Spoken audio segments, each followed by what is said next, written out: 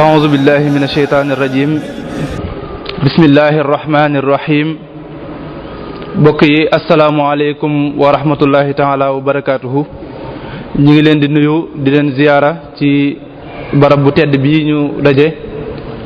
ci bis bu tedd bi maanaam ci weer wu tedd bi di am mbégte lool dellu siwaat ci ni ñu ko baaxoo defee saa boo xamante ne waxtu wi jot na ñu dalal kenn ci ñi nga xam ne tànn nañ leen ngir ñu ànd ak ñun jotaay bi ci waxtaan yu tedd yi nga xamante ne moom la ñu tànn tey jii nag mbokk yi ni ngeen koo xamee ñi ngi dalal ku ñuy wax sëñ Abdoulahi Jaxate sëñ Abdoulahi Jaxate nag ngir xamle tuuti ci ay yëngatoom ak i jaar-jaaram mën nañoo wax ne sëñ Abdoulahi Jaxate mi ngi ganee àdduna ci dëkk bu ñuy wax Louga ci Louga googee nga xam ne fa la ganee àdduna itam fa la dalee am njàngam muy njàngum alxuraanam ci daara ju mag joojee nekk ci kër maam Cheikh Mbay bi mu fa jàngee alxuraan ba am ci lijaasa bi nga xam ne moom la doomu soxna yi di am ci la fa jóge dugg ci école bi nga xam ne mooy Manaarul Huda ci école boobee fa la amee lijaasa bu ñuy waxee BFEM ak baccalauréat gannaaw bi nga xamante ne am na lijaasa yu kawe yooyu ci la dem ci université Cheikh Anta Diop def na fa ab diir ci gannaaw bi ci la fa jóge dem ci dëkk bu ñuy wax Maroc ci Maroc googee ba fii ñuy wax ak yéen fa la nekk ci benn laboratoire boo xam ne doon ab gëstukat ci benn laboratoire boo xam ne day yëngu ci wàllu koom-koomu l'islam foofee fa la nekk tey jii ba ni ñuy wax ak yéen di def ay gëstu ci laboratoire boobu boole koog nag di bind doctorat am comme ni ñu leen ko waxee ba tey Sëriñ Abdoulahi Jaxate doon na ab bindkat boo xam ne dinay bind ay articles yu bari di ko tasaare ci site internet yi yaakaar naa ñi koy suivre daañu mën a xam yan site internet lay bind doon ab bindkat boo xam ne itam day bind ci wàllu koom-koomum l'islam bokk na ci yi mu bind bu yàggut ci koom-koomu Ila Touba bi nga xamante ne moom la ñuy def moom moo nekk projet bind na ci am na lu mu ci bind ba tey itam ci finance islamique itam bokk na ci ñi nga xam ne itam dañ ciy bind lu bare kon mbokk yi ci tënk sëriñ bi moom la ñu tànn tey ngir mu def ak ñun ci waxtaan wi nga xam ne ci lay yëngatoom jëm te muy ci wàllu koom-koom boo xam ne day jaar ci l'islam maanaam tey ji ñu tànn thème bi di l'émergence économique ci lay waxtaan ak ñun ñuy ñaan yàlla defal ko tawfeex te defal kon xam naa ni ñuy def mooy dañu koy jox kàddu gi ñaan yàlla defal ko tawfeex te defal ñu ko wasalaamu aleykum wa rahmatullahi taala a'uuzu billahi mina shaytaani rajiim bismillahi rahmaani rahiim alhamdulillah wassalaatu wassalaamu ala xayri mabuusi rahmatan lil aalamiin summa salaatu wassalaamu ala nabiyillahi wa rasulihi muhammadin alayhi salaatu wassalaam mbokk jullit yi ñoo ngi leen di sant di leen gërëm bu baax bu nekk sa tur ak sa sant di rafetlu bu baax a baax jotaay bi wax dëgg yàlla xëy na mënuma tàmbali te duma am lu am solo lu ma fàttali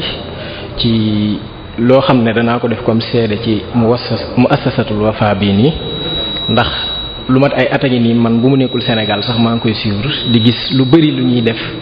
ci nit ñu bari ñu ñuy woo ci këri diine yu wuute ak ci ay borom xam-xam ci fànn yu wuute loolu muy firndeel ab ouverture buñ am ak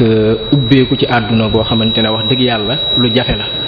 loolu di leen ko sante bu baax ñaareel ba it dekkal ngeen lu am solo loo xamante ne xëy na ci lislaam lu yàgg la loo xam ne xëy na du ma ne sax xaw na naax saay mooy dawrul masjid ndax tey ku xam yenente bi alayhi salaatu wassalaam mooy ne na jàkka rôle ba mu doon joué ci ay jamonoom tey jii nii yéen firndeel ngeen ko parce que tey yéen a ngi fiy waxtaane ay thèmes yu wuute. Yonent bi sallallahu alayhi wa sallam moo nekkoon mën naa wax ne chef d'état-major, moo nekkoon ministre de l'économie, mën naa wax ne mooy doon chef du gouvernement, lu ci bëree bëri ca jàkka ja lañ ko daan defee. kon tey buñ ñëwee suñ boroom ci mbaaxam may ñu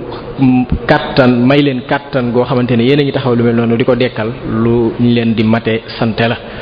thème biñ ñu jox nag pour ñu waxtaan ci mooy émergence économique at-tanmiya al-iqtisadiyya as-sa'ida min manzur al-iqtisad al-islami.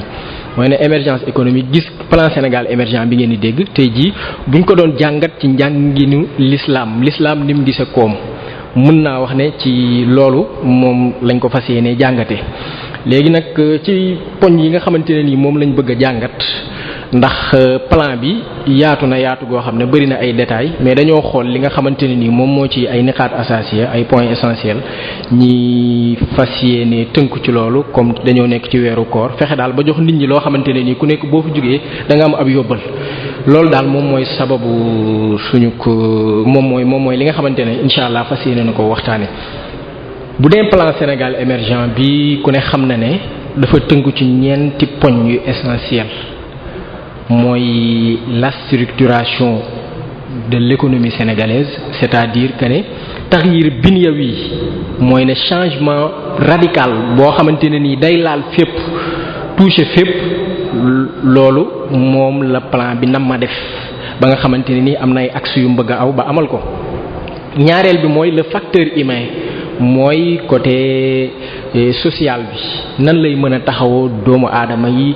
sénégalais yi, ba ku nekk seen bokk ci réew mi nga yëg ko. noo koy yëgee mooy lépp loo xam ne nekk na koom ci réew mi nga gis ci sa bopp,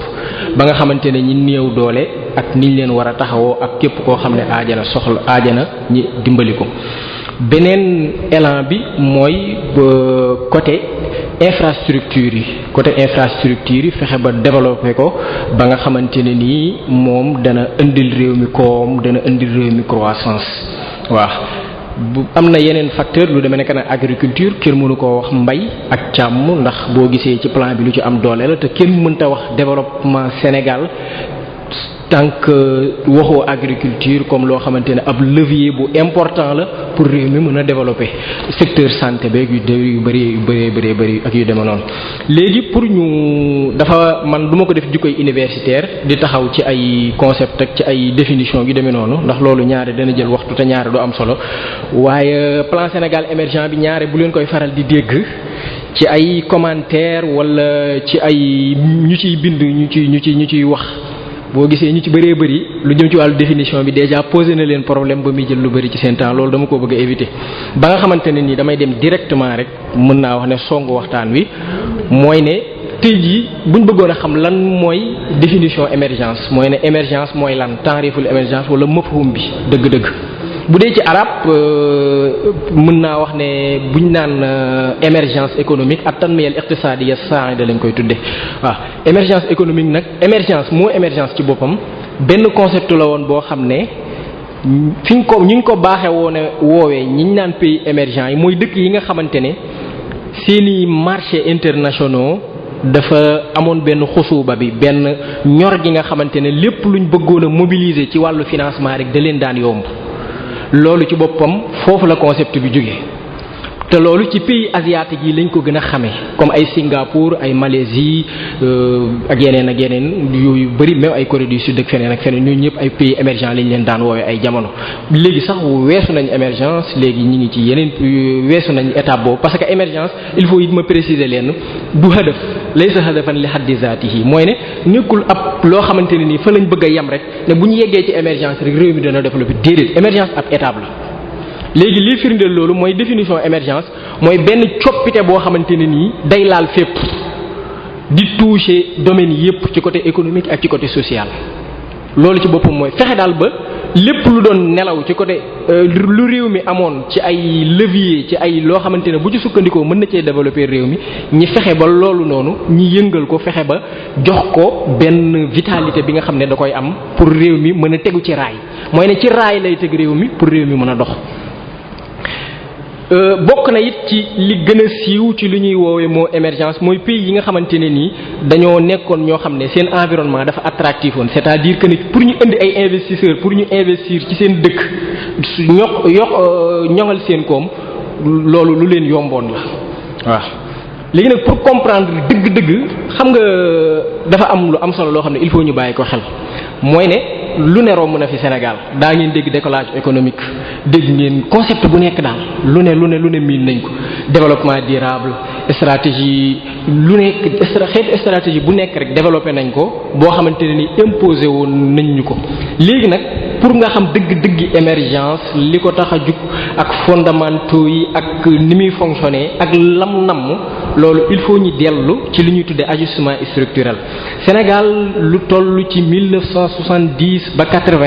année yooyu noonu ba ay 90 ba 80 ba année 2000 presque moom dafa nekkoon ku doon appliquer lu ñuy tuddee les politiques d'ajustement structurel. politique ajustement structurel yooyu li ko taxoon a jug du lenn lu dul fexe ba organiser pays africains yi ñu demee nekk ay Sénégal ak ay Mali ay Burkina ñeneen ak pays yi nga xam ne taxuñoo demee noonu fexe ba mobiliser leen organiser leen bañ mën a fay bor bi nga xamante ne nii lebaloon nañ leen ko tubaab yi ay banque mondiale ak ay FMI loolu dana leer ci kanam. léegi nag li nga xamante ne nii moom moo poussé ñëpp tey jii nii jublu ci Afrique pour investir wala plan Sénégal émergent bu leen déggee milliards yu bëri yi 9000 et quelques milliards yi ngeen di dégg pour ñu mobiliser ko ni mu yombee loolu dafa am lu ko waral. dafa am ay études yoo xam ne banque mondiale da koo defoon ak banque africaine de développement ak ay ONUDI ak yooyu noonu dafa am lu ñu tuddee comment dirais-je une croissance globale des facteurs mooy ne dañuy toll jamono yoo xamante ne nii. réew mi foo cuq rek foo taal rek mu tàkk ci ay possibilités ak ay potentialités yu mu am ba tax ñoom loolu comme ñoom dañuy jàngat dañoo xereñ ci loolu ñi gis ne kon avenir bi dafa nekk fii nii. léegi loolu gën a poussé képp koo xamante ne surtout bailleurs de fonds yeeg partenaires techniques et financiers yi nga xamante ne ñoom dañoo pare pour engager wu pour mobiliser wu. ajustement structurel yooyu li ko taxoon a jug moo doon fexe ba pays yi ñi wàññi seen dépenses yi duñ politique sociale yi ñi wàññi ko. tey jii nii duñ ndimbal gi ñu daan def ci néew doole yooyu ñu wàññi ko école lañ ci daan tabax danañ ko wàññi poste de santé yi même syndicat yi fexe ba am ci def ci ñoom benn affaiblissement fexe ba wàññi seen kàttan ak yu demee noonu bu ko defee boole ceeg ñi gëmloo état ne ko yow da ngaa war a désengager wu da ngaa war a retirer wu ndax yow sa rôle du di def du di taxawu lépp am na lu ñu naan secteur privé lu ci bëree bëri moom moo ko war a taxawu. waaw ba yow sërul ci lim yam rek mooy yow di encadrer économie bi ni muy mel fekk loolu lépp li nga xamante ne ni moom moo ko taxoon a jóg mooy fexe ba nga xam ne réduire dépense état yi li ñu daan dépenser ci politique sociale yeeg yooyu noonu di tabax ay école ak santé wàññi ko bu ko defee buñ ko wàññee loolu genn la ca lu ci bëri part boobu noonu ñi verser ko ci di fay bor yi nga xamante ne ni amee tubaab yi amee loon nañ ko demee nag ay amee loon nañ ko tubaab bi demee ay banque mondiale ak ay FMI ak yeneen institution yu demee na ko noonu.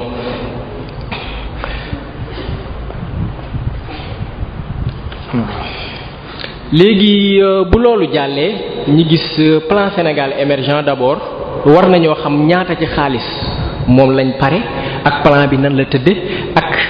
action prioritaire yi nan la demee plan Sénégal émergent boo gisee dañ koo séddale ci ñaari xaaj 2014 ba 2018 2018 ba 2023 2023 fa lay yem waaw première phase bi nag mooy plan d'action prioritaire bi ñi koy wax PAP moom entre 2014 la ba 2018 boo gisee 2014 ba 2018 plus de 9685 milliards mobilisé nañ ko ci léegi mobilisation boobu nii la demee boo gisee secteur privé national bi secteur privé d'une manière générale 1111 milliards la ci participé boo gisee ressources yoo xamante ne état bi moom moo pare ay ressources additionnelles 1853 milliards ci la topp léegi nag partenaires techniques et financiers yi contribué plus de 2000 lu toll ci 2964 milliards. léegi nag dañoo war a xam pourquoi xaalis boobu noonu ngeen di dégg somme boobu ngeen ngay dégg ak riir googu ngeen di dégg ci plan Sénégal émergent lu tax loolu yomb mobiliser montant bu mel noonu loolu il faut pour ñu xam ko ñi dellu ci benn aspect bu am solo boo xamante ne il faut ñu def ci benn taxaw seetlu mooy ne dañoo seetlu année yii nii depuis 2007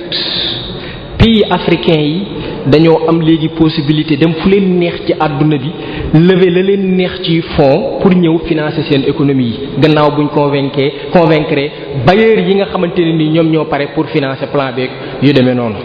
léegi loolu nag ñoom it defuñu parce que duñ jël seen xaalis di ko sànni fu leen neex mais dafa am lu ñuy teg. buñ ko gisee cim réew bu leen convaincre ñu ne ëcca waaye bu leen convaincreul ñu xool nan la ñuy def bokk na ci succès bi nga xamante ne ni émission obligataire yi emprunt obligataire mooy li nga xamante ne état yi buñ soxlaa xaalis moom la ñuy lancé loolu presque état Afrique yi léegi ñi ci gënoon a xam mooy Afrique du Sud rek moo doon pays boo xamante ne moo doon dëkk boo xamante ne moom moo amoon possibilité dem ci marché émergent yooyu daat fay di marché ba mu mënti doon eurobond yeeg yooyu yëpp pour ñëw financer économie mais léegi seetlu nañ ne surtout dëkk yi nga xamante ne dañoo am lu mel ne ay ressources yu mel ne pétrole comme Nigéria wala ku mel ne Zambie ni mu riche ci ay or ak yooyu wala ku mel ne Angola ak affaire pétrole beeg yu demee noonu ñooñu ci boppam it pays tubaab yi jox leen benn gëdd goo xamante ne ñoom luñ soxla ci xaalis rek pare nañ pour jox leen parce que lan moo tax ñoom dañoo am ay ressources minières yoo xamante ne nii saa yoo xamante ne nii bu risque ñàkk a fay amoon ñoom danañ mën a am fuñ ko fàtte wala tubaab yi buñ soxlaa pétrole wala dara pays yooyu jox leen ko. léegi ñi seetlu après 2007 bi nga xamante ne Grèce dëkk bu mel ne Grèce du sax ngeen ñàkk jafe-jafe yi mu am ci Union européenne actuellement nii ci wàllu borom yeeg yu demee noonu tiit googu noonu Fonds monétaire da koo amoon ak Union européenne ñëw convaincre pays africains yi daan na leen yéen bu leen soxlaatee xaalis bu leen dem ci banque centrale ak yooyu comme kooku moom moo doon al muqridul axir wala al musriful axir moom moo doon pompier bi daal saa yu leen demee ba jàq moom moo leen daan lebal déedéet léegi da ngeen di def neen lii daal Grèce bëgguñu mu dal leen léegi fexe leen ba di dem ci yeneen marché yi di génn seeni réew dem di mobiliser ay xaalis di kii ba nga xamante ne ni Financial Times benn magazine boo xamante ne magazine britannique la dafa spécialisé ci wàllu économique yooyu loolu da koo jaaxal parce que biñ demee ba dëkk bu mel ne sax Rwanda mi nga xamante ne ku ne xamoon na ko ci ni mu ñàkkee woon ba nga xamante ne moom ci ndimbalu tubaab bi la doon dund ak ci yenn partenaires yu doon moom sax léegi day am possibilité automatiquement dem lever montant ba ko neex ci alal ñëw ne day financer ab économie ba nga xam ne ñoom dañ ne le marché est devenu complètement fou ndax ku nekk rek pare na pour lebal ku nekk mooy ne xoolatuñ bu njëkk lañ daan xool ci ay côté ne kii nii est-ce que bu ma ko lebalee risque tel dana ma arrivé wala déet loolu xoolatuñ ko léegi ngeen gis ne kon loolu yombal loolu ñi mobiliser yenn montant financier yi ngeen di dégg loolu mën naa wax ne investisseurs étrangers yi ñoom ñooy ñëw ci suñu réew presque lépp loo xamante ne nii mooy financement ci ay infrastructure wala ci ay projet de développement lu mu mënti doon boo leen gisee ñoom ñoo cay gën a ëpp lañ cay occupé ñoom ñoo cay gën a ëpp part bañ cay am léegi nag danañ expliquer ci biir waxtaan wi finance islamique buñ ko sukkandiku woon comme laytaay wala comme dëgër laay nan la Sénégal ne bu nekk di participer di contribuer ci développement wu dëkkam en même temps la cay génn ci ay retombées ak ay revenus nan la koy jariñe moom sénégalais boobu malheureusement boo gisee financement bi ay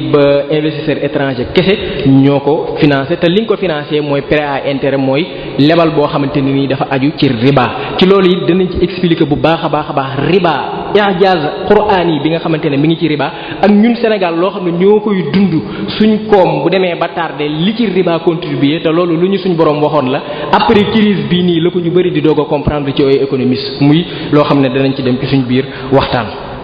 léegi nag dafa am ay risques léegi dafa am ay étapes yoo xamante ne nii plan mooy ne li ngeen di dégg naan club consultatif de Paris loolu bailleur de fonds yi wala partenaires techniques et financiers yu réew muñ dem pare pour financer leen dafa am ay étapes ay procédures ak ay conditions yu ñuy teg d'abord dañuy li ngeen di dégg ci ay milliards noonu du xaalis bu ñu dëkkee seegul de dafa am ay étapes dafa am lu ñu naan l'envoi des missions d'identification ay missions la ñuy envoyé yoo xamante ne ñoom dañuy ñëw càmbar saytu projet yi nga xamante ne yow pare nga pour investir ko bu mission identification yooyu jàllee dafa am ay mission de préparation élaboration ak évaluation ñooñu ñoom ñooy préparer loolu di ko évaluer di xool di ko càmbar di xool lépp loo xam ne comme risque la rek fexe ba nuñ koy dindee. am lu ñuy tuddee étude de faisabilité buñ ko waxee mooy ci wàllu koom fu mu mënti doon muy commerçant bi gën a ndaw sax da koy soxla mooy ne balaa ngaa dugg ci benn projet da ngay xam lii nii lan la ma mën a jural ci rentabilité parce que man capital bi ma teg teg naa nangam lan la ma mën a jural yan risque laa ci mën a am environnement bi ma nekk ak part de marché bi bu dee ci côté domaine commercial wala dara bu dee ci côté infrastructure est-ce que projet bii nii am na impact socio-économique ndax est-ce que dana jariñ askan wi ak koom bi ndax réew mi soxla na ko dëgg-dëgg affaire yu demee noonu. après nag beneen étape bi mooy dañuy négocier conditions d'emprunt yi ñuy def mooy ne foofu noonu ci la ñuy joxee ay taux d'intérêt yoo xamante ne nii soit mën naa nekk taux d'intérêt yu ngand mën naa nekk taux d'intérêt yu wàcc donte fii ñi ngi gëmloo nañu fii ay préconcessionnel la c'est-à-dire ay taux d'intérêt yoo xam ne dañ koo négocier daal amul benn problème lu raisonnable la wala sax mën nañoo gëmloo nañu ay 4% 3% yu demee noonu waaye ba tey foofu danaa wone i'jaazul qur'aan yi fii tahriimi riba même sax bu fekkoon ne faida bi intérêt bi dana nekk 1% nan lay yàqe après yan conséquences néfastes la am ci économie ci koomu réew mi. Dernière étape bi nga xamante ne dafay am souvent mooy ne appel d'offre bi souvent boo gisee projet plan Sénégal émergent bi projet yu bëree ñi ko gagné duñ ay bokkuñu ci secteur privé national bi la plupart ay étrangers loolu dafa bokk ci suñu condition buñ lay lebal seen xaalis dañ la naan ñun ko dañuy indaale suñuy expert ñun ko dañuy indaale suñuy ingénieur ñun ko dañuy indaale suñuy ñoo xamante ne nii li nga bëgg ñun ñoo la koy defaral ba nga xam ne yow sa réew du ci am lu bëri. Deuxièmement même côté lépp loo xamante ne bien la wala service boo xamante ne ci matériel la wala loo xamante ne ni infrastructure da ko soxla la plupart day nekk lu ñuy importer la plupart. léegi nag ñu ñëw ci loolu yan maxaatir la am ci ñun waxuma sur le plan économique de mais même sur le plan social sur le plan éducatif sur plusieurs plans yu bëri bokk na ci la plupart mooy ne bu ñu ñëwee bailleurs yi conditions yi ñu lay tegal yoo xam ne kenn du ko wax. parce que loolu du lu ñuy wax la plupart ci seen biir lañ koy lijjanti mooy accaparement des terres mooy dañ la tegal ne la ñun kat pare nañ pour financer la nangam waaye kat comme mbaan wala feneen ak feneen foofu neex naa bay araad yi xis ba la foofu noonu ñun kat pare nañ nga jox ñu fa tant d'hectares yoo xamante ne dañ koy bay wala soit seen biens yi nga xam ne moom la ñuy ñëw pour réaliser yenn projets yi yooyu bu ñu koy importer di ko indi Sénégal fii taxe de douanement yi wala lu jëm ci impôt yo taxes yeeg yooyu taxe douanière yi loolu lépp duñ ko fay di nga leen koy jéggal. même côté sous-traitance bi parfois da nga nekk benn entreprise bu spécialisée ci wàllu tabax masalan nga soxla ko côté peinture wala côté nangam ak nangam la plupart ñoom côté sous-traitance boobu noonu seeni entreprise bopp lañ koy attribuer. bokk na ci it loo xamante ne wala yaazu billah yàlla bu mu am mooy liñ naan légalisation de l'homosexualité mooy ne titre la goo xamante ne am nañu ci am. que ne parfois da ngeen dégg ñu koy faral di ruuma daal waaye am na ñoo xam ne conditionnalité yooyu noonu conditions yi demee noonu dañ koy faral di tiit parce que capable nañ ko dama ciy joxe benn exemple rek gis nga états généraux de l'enseignement boo xamante ni depuis 1981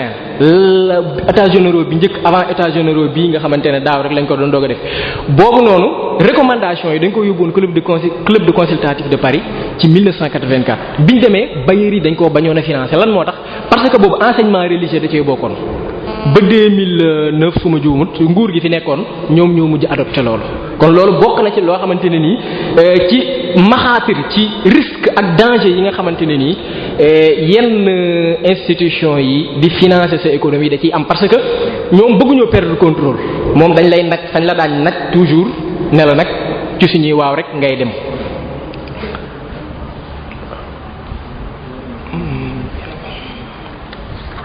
foofu sax danaa fi préciser benn affaire parce que lu jëm ci wàllu réalisation infrastructure yooyu bu leen seetloo dañ naan secteur privé national bi 20% lañ ko ci jox 20% du dara 80% lépp ay entreprises étrangères lay doon lépp 20% xoolal fii Sénégal ba Sénégal di tey ba léegi li fi nekk ci ay entreprises li fi nekk ci ay ingénieurs nangam ak nangam ñi dem ba tollu fii tey yaakaar naa 54 ans d'indépendance. suñu secteur privé national mënuñoo financer yenn infrastructures yi léegi ñu ne leen yéen 20% kese lañ leen jël loolu xam ngeen ne lu doy waar ba sax am na ay études yoo xam ne dañ naan même sax sa secteur privé national bu nekkee 10 fois plus cher ba pare techniquement bon sur le plan technique moom nga ko war a jox parce que secteur ba lu mu bon xaalis ba dana nekk dana des ci biir réew ma dana créer ay emploi dana contribuer lu bari ci wàllu développement économique. léegi nag loolu ab présentation la woon léegi. danaa préciser benn affaire bu am solo loo xamante ne ci plan bu mu mënti doon économique rawatina dañ koo war a bàyyi xel dafa am lu ñuy tudde ay muqawimaat wala ay shurut dimniya yoo xamante ne nii waddaa iqtisaadi wala réew mu nekk situation économique am dafa am lu ko caractériser doomu aadama yu fa judd dañoo am seeni réalité socio-culturelle yu bokkut ak feneen ba tax lu mel noonu boo ko dénkee ay nit ñu bokkul ci sa réew ñu xamut sa culture ñu xamut sa pas-pas ñooñu ci anam bañ gisee lu noonu lañ koy nase looloo ñu dal ci plan bii nii parce que boo gisee ñi ngi ko confié tey duñ ay sénégalais benn cabinet McKinsey boo xamante ne ni États-Unis la basé wu ñoom ñoo jël plan bi ñu jox leen ci ay 2 milliards et quelques alors ay sénégalais boo demee Gabon émergent xawma ban dëkkati am na sénégalais boo xamante ne ni presque mën naa wax ne moom cabinet ci boppam moom moo réaliser plan boobu noonu ak ñeneen ñu nekk fii parce que jamono yooyu dégg ngeen ku nekk di wax di kaas naan pourquoi lii joxuñu ko wala diw taxaw ne man mën naa ko wala nangam xam nga loolu problème la ci bokk na ci léegi nag ci plan bu mu mënti doon dafa war a am laytaay goo xamante ni moom la war a dëgër laayoo te loolu danaa ci joxe benn exemple ci li ñuy tuddee les miracles asiatiques mooy pays comme lu demee nekk ay Singapour ay Malaisie ay Corée du Sud pays asiatique yooyu noonu dafa am danaa expliquer benn exemple boo xamante ne lu reeru lay doon après indépendance juste boo gisee dañ naan revenu par tête d'habitant mooy ne par tête d'habitat pardon réew mi koom li fi nekk ci koom bu ñu ko séddalewoon nit ñi fi yeewoo ñëpp ku ci nekk li mu war a am Sénégal dañoo seetlu woon ne presque am na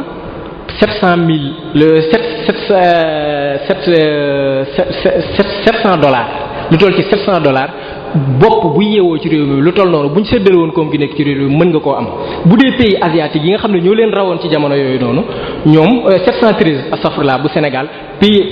asiatique yooyu ku ci nekk $700 nga daan am mais tey ji après 41 ans ñeent fukki at ak benn boo jëlee réew mu mel ne Singapour gis nga tey boo gisee seen revenu par tête d'habitat bi nga xamante ni ñoom sax moins de $700 lañ amoon $512 lañ amoon tey revenu boobu boo ko xaymaa tey dana toll ci lu ma juumut waaw dana toll $512 waaw $512 jamono yooyu boo ko multiplier par 500 francs CFA day nekk 250 000 francs ci jamono yooyu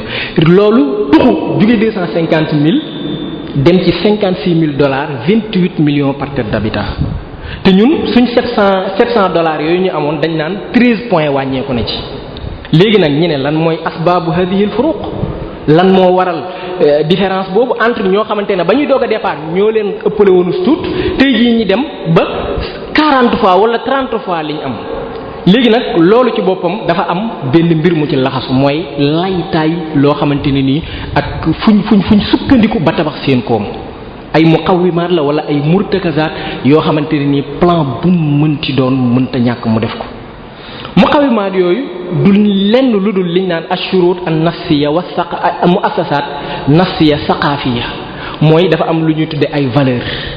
ak ay éthique ak ay fondement yoo xamante ne moom moo tabax suñ société ay valeurs socio-culturelles ay côté valeurs yoo xamante ne suñu diiney l'islam suñu pas-pas moom moo ñu ko jox pays asiatique yooyu foofu lañ ñu rawe boo demee fu mel ne Singapour Lee Kuan Yew danaan la mooy jiite na fa réew ma presque moom lañ naan père moderne du fondateur astafurlah père moderne di Singapour développé moom presque boo xoolee moom mooy ki nga xam ne fii Singapour toll tey moo ko fa yóbbu danaan la ñun soxlawuñ li ñu FMI di dicté banque mondiale wala dara ñun dañoo am suñuy valeur suñuy réalité li nga xamante ne moom la ñu manuel économique yi ak li ñu FMI di wax loolu ci boppam ñun gëmuñu ne moom moo ñu mën a développer ñun dañoo gëm ne dañoo am ay valeur asiatique suñ valeur asiatique yooyu ñun ci la ñuy sukkandiku pour tabax suñu réew moo tax fi mu toll nii ñoom ñi tab sukkandiku ci loolu ba ñu leen di tuddee les miracles asiatiques ba nga xamante ne liy firndeel loolu ci 10 dernières décennies yii nii dañuy seetlu ay études yoo xamante ne ni ñu seen xam-xam màcc ci wàllu développement économique dañoo def jàngat di xool naan mais furuq yooyu mooy ne décalage boobu noonu entre am pays yu développé yi ak pays yu sous-développé yi lan moo ko waral dëgg-dëgg mbir mi fan la war a tegu après ñu gis ne dafa am lu ñu naan al anasir ad daxiliya wan nafsiya wal ijtimaiya wa saqafiya yoo xamante ne dëkk yooyu noonu ci lañ sukkandiku pour tabax seen réew même ak anasir saqafiya al ijtimaiya. léegi ñun suñuy réalité socio-culturelle supposons fii bu ñu nekkee Sénégal nan lañ ci mën a sukkandikoo nan lañ ko mën a opérationnaliser ba def ko mu nekk loo xamante ne nii day mën a nekk lu mën a suqali suñ koom. léegi nag foofu noonu dafa am lu ñuy tuddee awaamil nafsiya ad-daaxiliya as-saqaafiya al-ijtimaaiya du lenn lu dul benn changement sociaux et mentaux boo xam ne day am ci population bi boo xamante ni changement boobu moom mooy tax développement mën a am moom mooy conduire développement moom mooy tax richesse bi ak production bi di yokk. léegi nag ñun ci li kër jullit comme l'islam dëkk Sénégal ak li ñu yàlla baaxee ci ay mag ñu baax ñoo xamante ne nii sofuñu dara dañoo sof rek presque li fi yenn sens la bàyyi woon ci ay xiyam islamiye ak loo xamante ne buñ ko lëkkalee ak suñu environnement nan lañ mën a amee ñu nit suñuy fondement institutionnel ñu nit def ne comme pays asiatique yi pour développer suñu réew. boo jëlee xiyam yi dama ci joxe quelques exemples rek lu demee ne que mas'uliyatul istixlaaf lu demee ne que liggéey ci jaamu yàlla la bokk fi mu doon wa maa xalaqtul jinna wal insa illa liya'budun yaa ngi dégg tey jii nit jullit bu mu mënti doon mënta jaamu boromam li fiig amul lu mu mën a dunde lu mu mën a taxawee ba loolu kon day dugg ci cadre ma laa yatimul waajib illa bihi fa huwa waajib yaa ngi dégg li Serigne Touba da koy faral di wax naan ab jaamu yàlla dafa war di lekk lu lew ndax loolu jëfam yi muy def bu lekkul lu lew liggéeyam boobu duñ ko nangu kon lu mel noonu dañuy woo ci liggéey ci di ñoŋal suñu alal ak suñu koom ci anam boo xam ne dana dëppoog l'islam moo tax imaamu Shaatibi danaan al insaanu mukallafun bi ibadati dayyaan bi iksaabin fil qulubi wal xawaas ma daamat xayaatu walam tatimmu xayaatu illa bi dafa xaajaatihi min al maakili wal masharib nit dañ ko suñ borom da koo sant pour mu jaamu ko te mënta jaamu suñ borom lim soxla ci lekk ak naan mu fàggu ko ba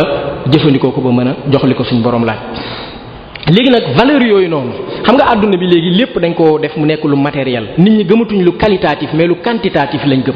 tey jii boo gisee yaa ngi dégg revenu global yaa ngi dégg croissance économique yaa ngi dégg lu nekk ak lu nekk ba yenn économique yi ba yenn économistes yi ku demee nekk Amartya Sen ñoo xamante ne am nañ benn conscience bi nekkat dañoo war a moraliser économie mooy ne côté moral dañ koo war a di boole ci analyse économique pour di mën a xam yenn asbaab ak yenn mbir yi nga xam ne moom mooy xew ba tax moom am na sax yenn indice yu mën a développer waaye man indice bi ci gën a am important boo xamante ne nii année yi début 3 ans indice boobu mi ngi am mooy an index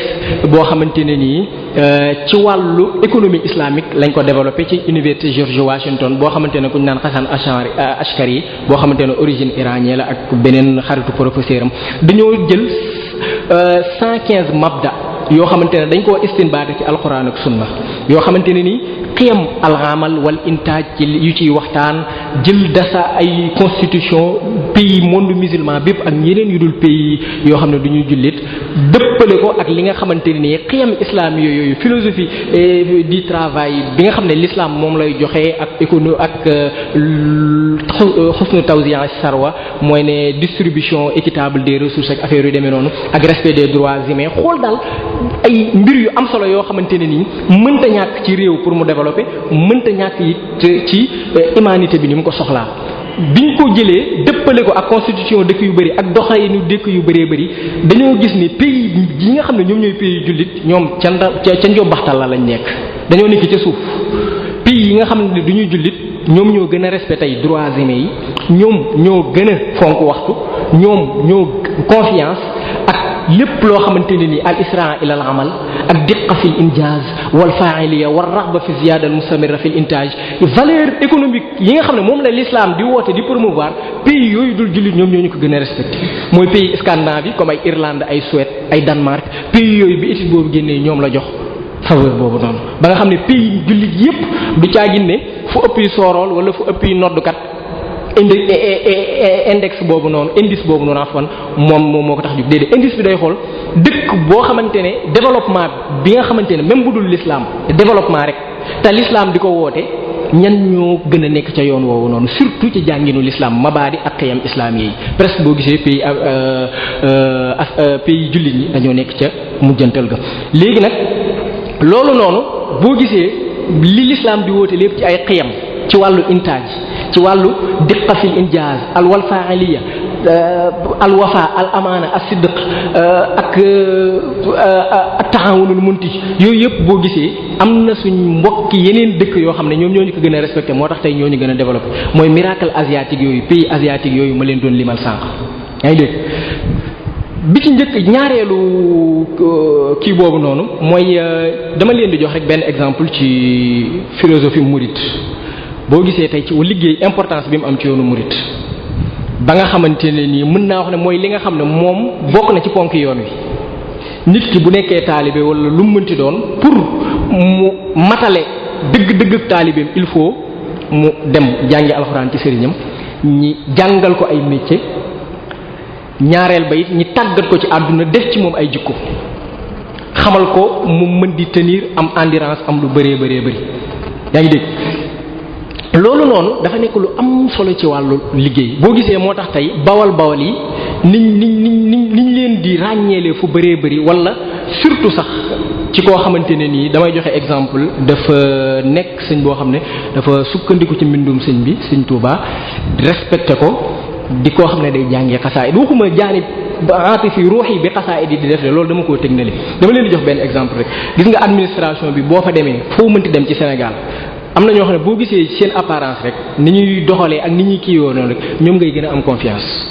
te boo duggee ak ñoom ci liggéey wala ci dara doo am lenn lu la ca metti damaa jëlale jaanib ruuxi atifi wujdaani bi xasida yi di def ci nit de mais même ci côté yar giñ leen di yar ak ci côté bi nga xam ne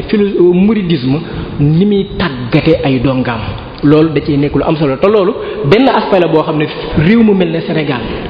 côté boobu noonu buñ ci sukkandiku woon lu bëree dana mën a dox ba nga xam ne les miracles asiatiques ñi ñuy woowee leen du lenn lu dul ay valeur ak ay éthique kese de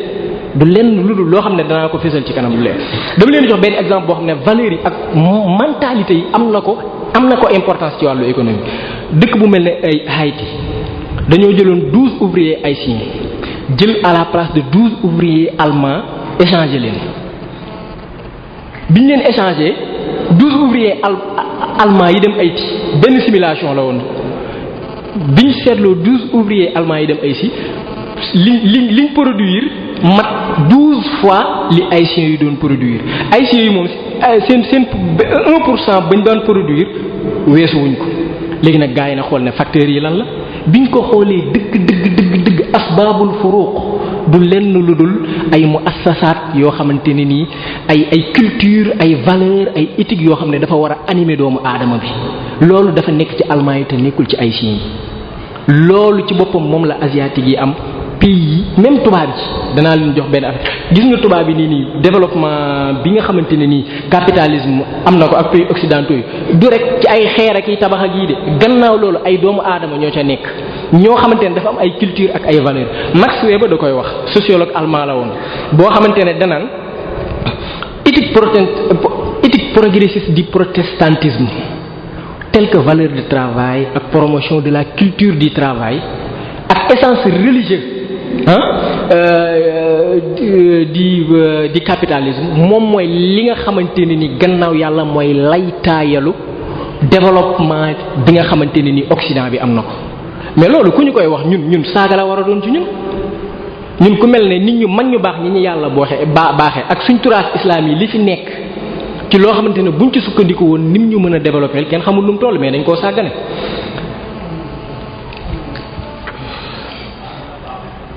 boo gisee ci l'islam yonent bi sallallahu alayhi wasallam ay valeur dañuy woo ci ay valeur pour ñu respecter ko lu deme nekk ittiqaan inna allaha yuhibbu iza amila ahadukum amalan an yutqinahu yaa ngi dégg loolu ci côté qualité la ñuy woo ci lépp lu ñuy produire yaa ngi dégg te loolu fi mu ko doon waxee mooy bi ñuy suul doomam Ibrahim te boobu bokk na liñ naan ci la yonent bi sallallahu alayhi wasallam gënoon a triste te loolu ñi mu ko doon wax sababu wurudil xadis ba mooy ña doon gas kàmb gi ñu doon gas ak Ibrahim di ko defee ci anam boo xamante ne nii ittiqaan amu ca xawuñu koo respecté ci la leen ne inna allaha yuhibbu iza amila ahadukum amalan an yutqinahu nga gis na kon l'islam ci boppam dafa woote dañoo woo ci valeur ñi respecté valeur du travail yooyu même sax boo gisee tey ji fu ku mel ne John Fitzgerald Kennedy danaan la nit ki nga xamante ne nii dafa nekk ab bale di bale ci dëkkam yow sa responsabilité nekk di bale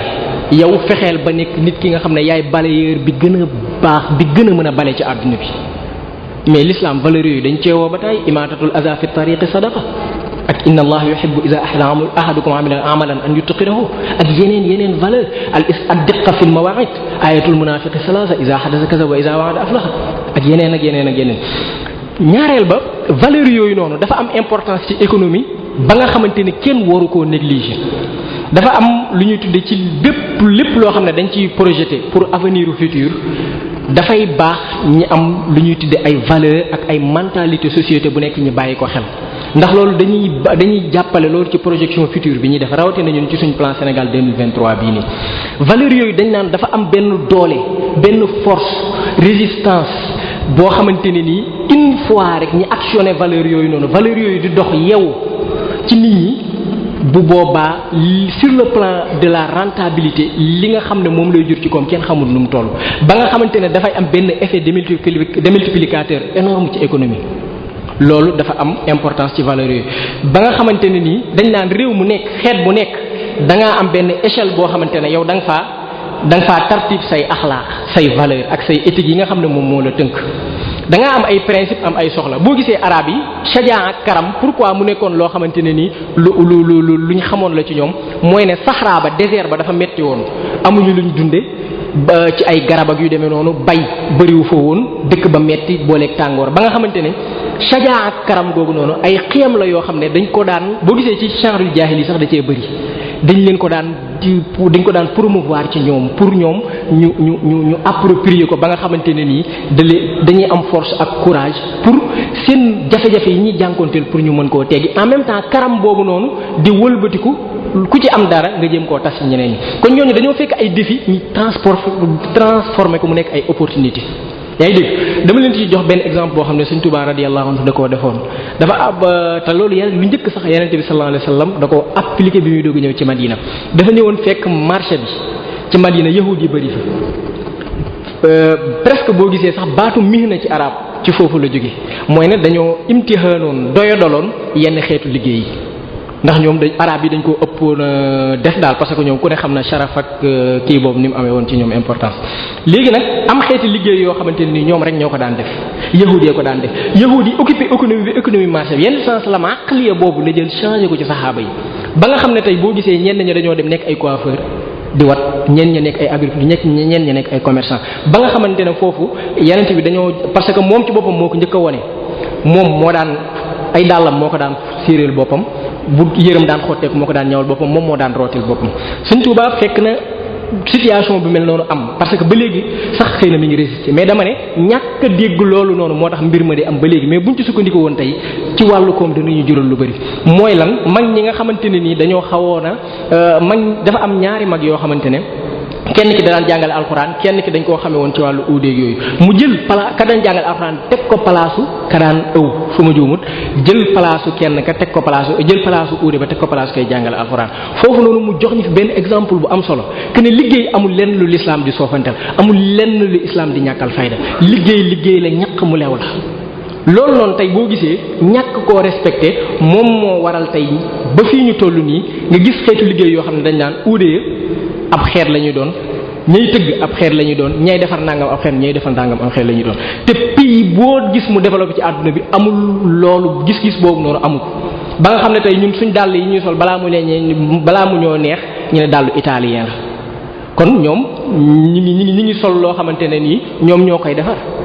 te ñun mënoon nañ koo defaral suñu bopp waaye ay yenn réalité yoo xamante ne nii moom moo ñu gàllankoor ci loolu moom moo tax doxut loolu lu ñu war a bàyyi xel la même boo gisee pays yi développé tey gis nga tey yi ku nekk ci ñun man loolu damay metti ku nekk ci ñun gëm ne lu tax ab tubaab gën laa respecté fonk waxtu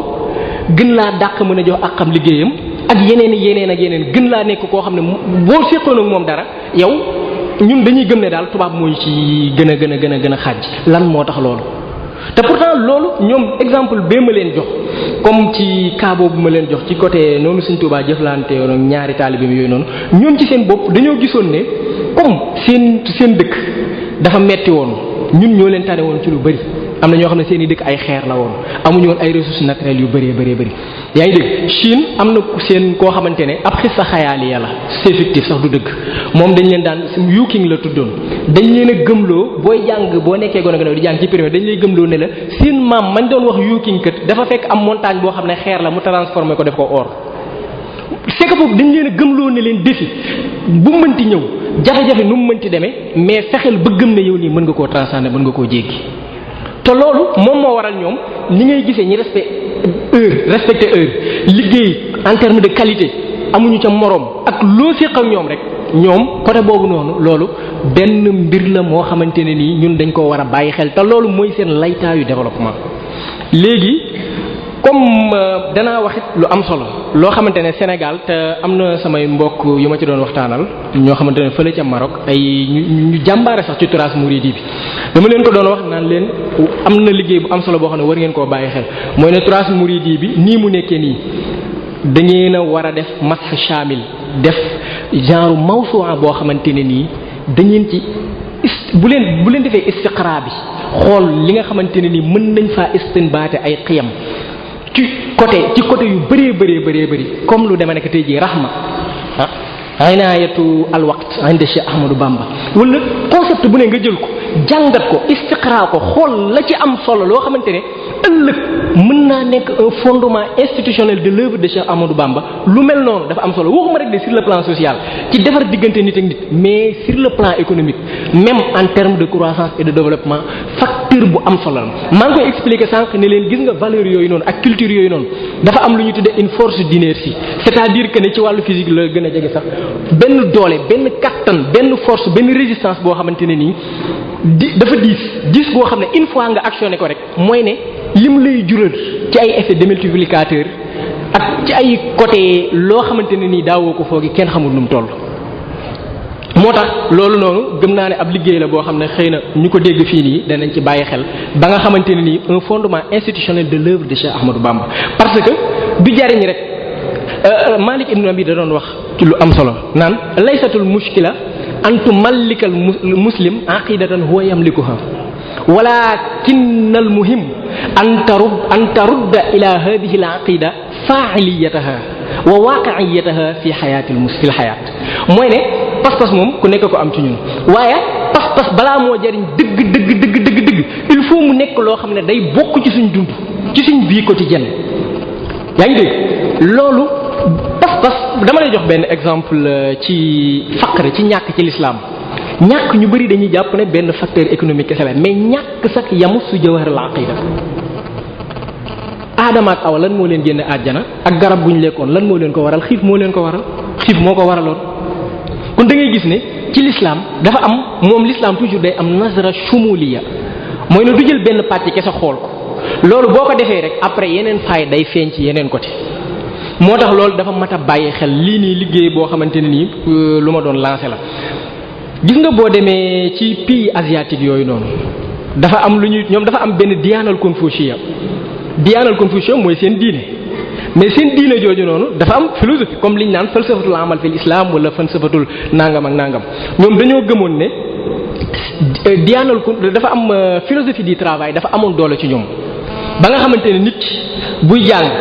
dañ ko gëmooloon ne ko matière scientifique yi yow loolu boo ko jàngee taxaw ci loolu day gën a yokk sa ngëmug diyaanal Confucius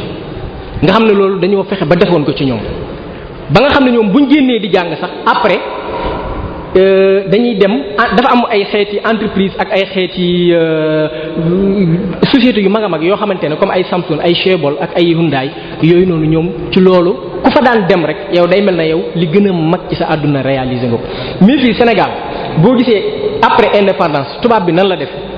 fi mu toll nii boo gisee nit ñi tàggatal nit ñi jox du ñenn ñu dul ñoo xamante ne nii seen culture rek la ñuy jël di ko promouvoir di ko tas ba tax ñoom côté ay jàngalekat rek lañ doon former di former ay jàngalekat boo gisee école normale de William Ponty xeet école normale yooyu bëri woon fi mais ay écoles yoo xamante ne ci wàllu science laa yu demee noonu doo ko fi gisoon kantaa ñële nag côté boobu noonu dafa bokkoon ci seen diine ci wàllu matière scientifique yi lu demee nekk stat science technologie ingénierie ak lu jëm ci wàllu mathématique mais ñun fii boo gisee loolu sax dafa dem ba jeexintal suñu système éducatif tey jii boo gisee sciences sociales yi ak littéraires yi boo gisee mu ëpp doole ñi fay nekk ci étudiant par rapport rek domaine scientifique yeeg économique yi yaa ngi dégg loolu lu doy waar la. gis nga dafa am lu doy waar loo xam ne tubaab yi dañ koo def ci ñun te yëguñu ko wala ñu koy faral di fàtte wala di ko xaw di tajaawul mooy lan mooy ne l'idéal fonctionnaire c'est-à-dire que ne tubaab yi day former jamono yi surtout bi mu fiy doog a jóge sénégalais yi nga xamante ne après indépendance bi da leen a gëmloo ne leen yéen li gën a rëy ci seen àdduna li ngeen di réaliser mooy ngeen nekkee fonctionnaire. fonctionnaire jamono yi ku ko daa nekk ab jàngalekat ngay nekk wala koo xamante ne ni la tubaab ba na muy doxee yow loolu rek ngay ñëw yow di ko nekk ci. lu jëm ci wàllu domaine scientifique yeeg wala lu ñuy développer loolu fexe nañ ba fàtteloo nañu ko ñu fàtte ko léegi nag ñun Sénégal dañoo am benn chance boo xamante ni miracle asiatique yi amuñu ko sama benn xarit dama ko doon wax naan ma ku mel ne Sëñ Tuubaa bu feeñe woon feneen fu dul Sénégal nañ koy gën a xamee ak nañ koy gën a jariñoo mooy nañ koy xamee ak nañ koy jariñoo mooy ëpp foofu ñun ñii niñ ko jariñoo parce que xola tubaab bi wala même dëkk yi yenn dëkkaan yi ngay gis kenn kuñ am rek duñ ko gëmee ba nga xam ne kooku noonu day nekk insaan mu assir ci seen dund benn leadership bu kooku incarné def ci ñoom lu bëree ci seen wàllu développement te yàlla subhaanahu wa taala da koo soog gis nga ay principe rek bu fekkoon ne moom mooy soppi dund moom mooy soppi doomu aadama kon du wàcce alxuraan du wàcce yeneen yi mais dafa wàcce alxuraan wàcce yeneen yi dañuy faral di wax naan almahsuusu ashalu fil idrak wa a'zamu fit ta'sir min al ma'nawi loo xamante ne nii lu palpable lu concret la yow nga koy dund wala nga nekk ak moom jamono wala mu jege la kooku mooy gën a yomb fopp mu am benn influence bu mu def ci yow. te am na ñu yàlla baaxee ñoo xamante ne nii am na nuñ doxee ci àdduna ci suñ côté àdduna ak àllaaxira dana mën a sotti waaye malheureusement ñun dañ koo xaw a sàggane te boo gisee ci miracle asiatique yooyu gëmewuñ ko man nee naa la sànq Chine boo demee dañ leen a gëmloo ci benn xissa xayaaliya fictif benn histoire bu du dëgg ne leen seen maam Yu King moomu noonu dafa fekk am montagne xeer mu jël ko def ko or rien que pour gëmloo leen ay défi gëmloo leen ne leen da ngeen a war a liggéey da ngeen war a gëm seen bopp ñun nag am nañ valeurs yooyu am nañ culture yooyu noonu mais malheureusement dañ koo sàggane dañ koo fàtte te loolu tubaab bi da koo def. gis nga ñi nga xamante ne dañoo màcc ci wàllu tatwiru zaat mooy li ñuy tuddee développement humain dañ naan asaali bu tësiir buñ koy wax dañ ne juróom-ñaar la bi ci gën a suufee gën cee doy di mooy xuwa force am sa doole ak sa kàttan di ko teg ci kaw nit wala tëhdid di menacer nit wala xidaa fexe ba ngay utiliser ay subtilité fexe ba nax ko wala lu jëm ci wàllu tabaadul nga échanger nit ki convaincre la bi ci gën a ëpp doole nag mooy iqnaa mooy convaincre nit indil ko loo xam ne xelam da ciy dal ak mën naa waxante ne xelam da ciy dal ak ixtiraam mooy respect. léegi nag ñoom ñi ne bi gën a am doole aqwa wa arqa wa a'la mustawayat asalibu ta'sir mooy at ta'siru ruhi al atifi al wujdani te loolu ñun boo gisee Sénégal mag ñi yàlla booleel la plupart loolu la ñuy def ci ñun. dafa am benn journaliste boo xamante ne ab Albert Louchy lañ koy wax bu bindoon benn article la France à l'heure de son clocher dafa ne woon alqudra ala ta'sir in lam yakun al hadaf al asma lil insaniya fa in qadran muayyan minha lazimun ala ayati hal iz min ghayrihi la yakunu al mujtama muntijan hatta min an nahiya al aqliya mooy ne ta'sir ci boppam pour am réew développé wala pour am réew yegg fa mu bëgg a yegg il faut mu am ñoo xamante ne nii ñu influent la ñuy doon ñoo xamante ne nii dafa am dañuy agir ci seen i mentalité ak ci seen i comportement ñooñu rek ñoom ñoo leen mën a jëlee ci benn étape bu suufee yóbbu leen ci benn étape bu ngant. léegi nag damay dem gàttal waxtaan wi ci tënk ko rek ci benn point ndax xam naa du ñàkk ay échange yu demee noonu léegi danaa tëb tey jii nii ban système éducatif lañu waroon a tëral ngir développer suñu réew wala émergence bi ñuy woote ñi bëggoon faa yegg wala yu demee noonu loolu dama koy itam ndax waxtu yi du ko mane même côté lu jëm ci wàllu bonne gouvernance ak affaire yu demee noonu léegi ma ñëw ci deux parties boo xam ne dama koy tënk te loolu sax xam naa boo gisee mooy partie bi économie islamique ajowoo ndax li ma doon wax rek mooy laytaayal émergence loo xamante ni mënta woon a ñàkk ci ñun mais malheureusement facteur humain ci développer li naan l'homo sénégalensis c'est-à-dire waaye iqtisaadi bi muy am nga yokk ko loolu sax plan bi bàyyiwu ko xel te loolu benn erreur bu ngand la léegi nag lan mooy position finance islamique ci stratégie de mobilisation côté financement beeg yooyu noonu suñu infrastructure financé nañ ko d'accord mais buñ sukkandikoon ci économie islamique ak ci finance islamique nan lay demee ci tënk rek. finance islamique ak économie islamique ci àdduna bi moom ku ne dégg na riir gi ñëpp a ngi ciy wax Sénégal mbumbaay ab mbumbaay la ndax engouement bi ci am léegi doy na waar àdduna bi fépp tubaab bi fi mu toll nii ñoo ci sax am na pays occidentaux yoo xam ne ñoo ci gën a xeej ji pays jullit yi ndax gis nañ intérêt bi ci nekk te ñoo fi gën a bañ l'islam français ngi ne xijaab ak yu ma xamut mais depuis 2007 après crise bi nii ci lañ yeewu Christine Lagarde mi nga xam ne moo nekkoon ministre de l'économie France tam nekk jiite FMI actuellement nii mu ne jamii al xulul allati nukaafihu min ajliha mudawwana bi wuduhin fi l iqtisaad al islami mooy ne après crise bi erreur yéeg mën naa wax ne problème yi am yëpp te crise te ñu yóbbee ko suñ bopp ak solution yi ñu ciy bëgg yëpp solution yi ñu ngi ko bind mu leer naññ ci économie islamique loo xamante ni ci kanam àdduna bépp la taxawoo te kooku tey ji institution financière bi gën a prestigieuse ci àdduna bi moom moo ko piloté kon loolu tey dañ naan wal xaqu ma shahida al aada kon loolu leer na kon jullit jarul jullit ñi di justifier naan ñoom efficacité bi seen système financier wala économique am. léegi nag économie islamique nekkul loo xamante ne day ñëw naan leen déedéet bàyyi leen système économique yi ngeen yoroon wala ni ngeen daan doxee déedéet moom toujours day xool li gën a baax mu nekk ci wal aslu fil ashya'i al hill loolu qaida shar'iyya la bu ñu xam. yaa ngi dégg te loolu na l'islam di doxee yenn sallam bañ na ko ba ay mudaariba yi ngay dégg ay musharaka ay ijaara yii yëpp avant l'islam amoon na mais dafa ñëw tahzib ko tanxee ko c'est-à-dire mu settantal ko xool li nga xam ne dëppoo na ak l'islam mu wéyal ko li nga xam ne dëppoowut ak moom mu bàyyi kon loolu day wane ne l'islam moom li baax toujours day ànd ak moom kon li baax dañ naan kenn du ko wutal l'islam ci aslu loolu ñu bëri dañuy def erreur lu baax kenn du ko wutal l'islam ci aslu wal aslu comme ni ko imam Shatibi di waxoon ci muwafaqat naan al aslu fil ashya at ta'abbud moom bu dee ci wàllu diine ci jaanib ibadat bu boobaa al aslu an nahyi la ñuy wax sax moom nahyi parce que nit ki war a sos benn jaamu yàlla mais foofu noonu fi muy waxee mooy al aslu fil ibadat at ta'abbud duna al iltifat ila al maani mooy ne dafa bëgg a wax ne ibadat jaanib ta'abbudi bi ci l'islam kenn waru koo justifier julli tisbaar lim nekk ñeenti rakka kenn mënu ko justifier fajar lim nekk ñaar rakk kenn mënu foofu la bëgg a waxe mais nag bu dee ci beneen côté ci jaanib muamalat jaanib aadaat loo xam ne ci suñ mbiri jamono lay doon foofu moom kenn du iltifat kenn du soxla woon naan dañoo soxla aslu mais dañuy ñëw rek wéyal ko parce que loolu salaaxul insaan la hadihi sharia jaat li tahsil al masalih wa takmiliha kama jaat li ta'til al mafasid wa taqliliha wa ta'tiliha kon sharia dafa dikk nekk salaax nekk yëwénelu doomu aadama yi ci fii ak ca fële léegi nag ma tënk rek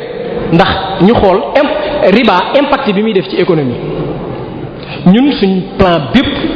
suñ mode de financement yépp yi nga xam ne utiliser nañ ko ci intérêt la lalu ba nga xamante ne nii dafa am lu ñu gëmloo nañu pour ñu financer suñuy infrastructure nécessaires yi nga xamante ne nii moom mooy waral suñ croissance économique il faut ay capitaux étrangers ñëw nekk fi pour ñu mën a financer loolu noonu. riba dafa am ay xutuura yu bëree danaa tëb lu bëri ndax waxtu yu du ko maye mais riba dafa nekk loo xamante ne nii ni muy doxee man dama ñëw lebal la xaalis duma la laaj foo koy def. duma la laaj ci ban projet duma la laaj projet ba est-ce que am na rentabilité wala amu ko yaa ngi dégg est-ce que am na impact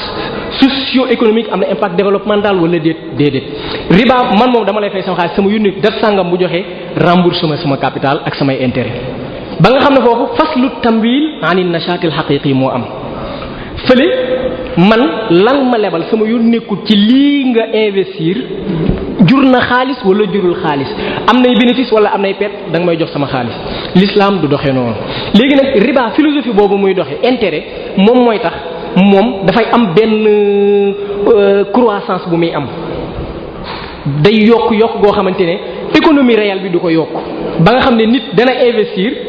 pour mu war a fay après capital bañ ko investir ak ay intérêt du ko mën a fay ndax lu tax soit projet ba am na bénéfice waaye bénéfice yi jotewut ak intérêt yañ ko sas ñun loolu dañuy dal ci état yi nit ñi ni ñuy financer seen infrastructure yi. bi nga xamante ne nii biñ gisee Mumbai bi am ak engouement bi am ci marché financier yi pour lever yenn mobiliser yenn montants financiers économie yi nga xam ne seen xam-xam dafa ñëw lool dañoo taxaw alerter pays africains yi même FMI def na ko daan na leen attention yéen a ngi financer seen i infrastructure ci ay prêts à intérêt waaye def leen ndànk am na ay yenn xeet infrastructure yoo xam ne pour ngeen financer ko ba amortir capital bi ba mën a rembourser dette yooyu dana mat 3 fois durée bu ñu leen di accorder ci intérêt yi ba nga xamante ne dañ la accorder intérêt mais yow da nga obligé fay intérêt boo xam ne la tax nga investir ko juru ko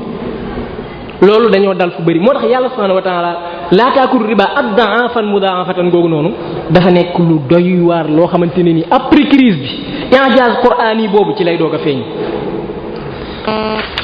gis nga lii nii may wone lii dafa nekk comme benn kii la boo xam ne après crise bi dafa nekkoon benn exemple bu siiw bu ñu doon utiliser xam naa sax bii moom moo ko bii laa njëkk a wone après ma wone bii dañ ne fii boo lebee $1 fi waahid min milaadil masih alayhi salaam à la 1 boo xamante ne taux d'intérêt bi mi ngi nekk 5% boo demee ba l'an 1000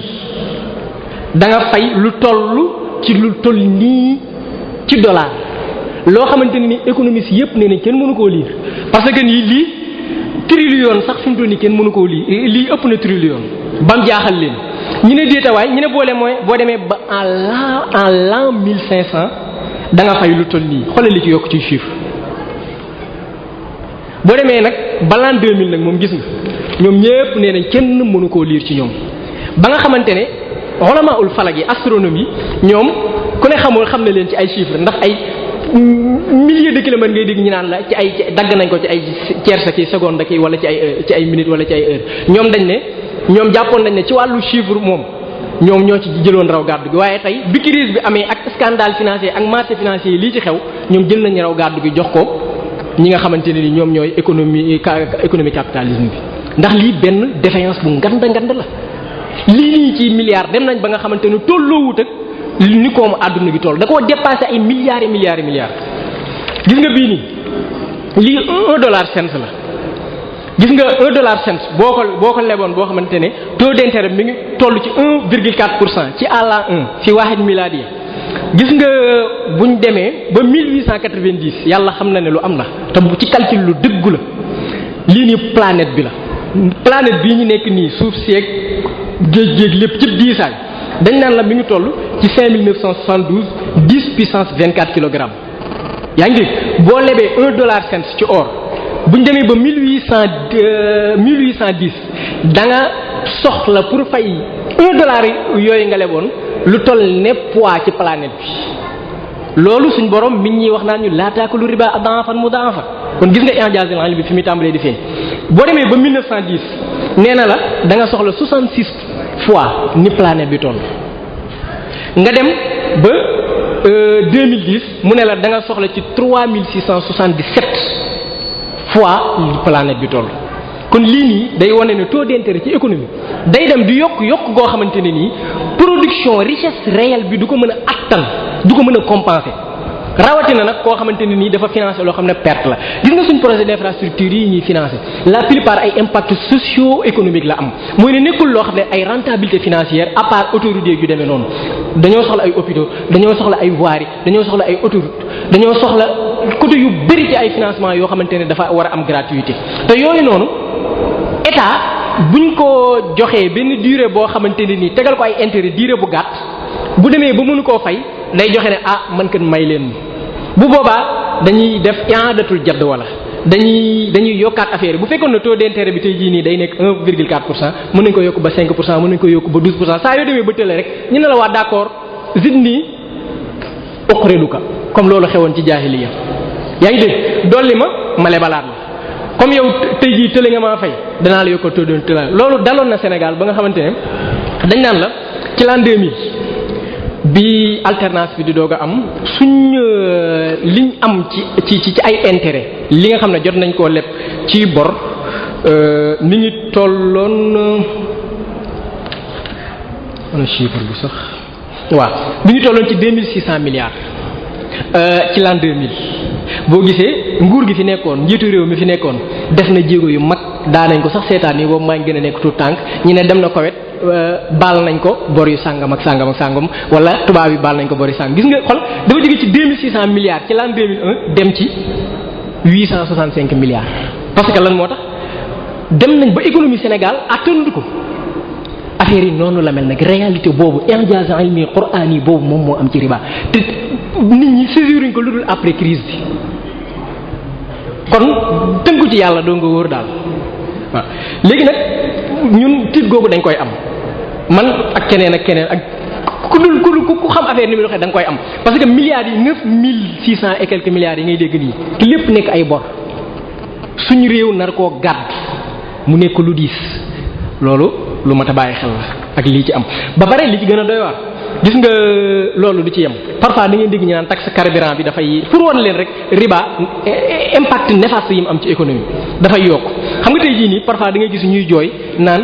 carburant bi la may jar mari essence wala gasoil moo gën a yomb Sénégal te pourtant Sénégal moo leen koy approvisionné Côte d'Ivoire gee boo demee donte approvisionné woon ñu leen ko mais ñoo ñu gën a yombale yaa ngi dégg Mali boo gisee ma nga fay jar 734 1 litre super fii nii mi ngi fi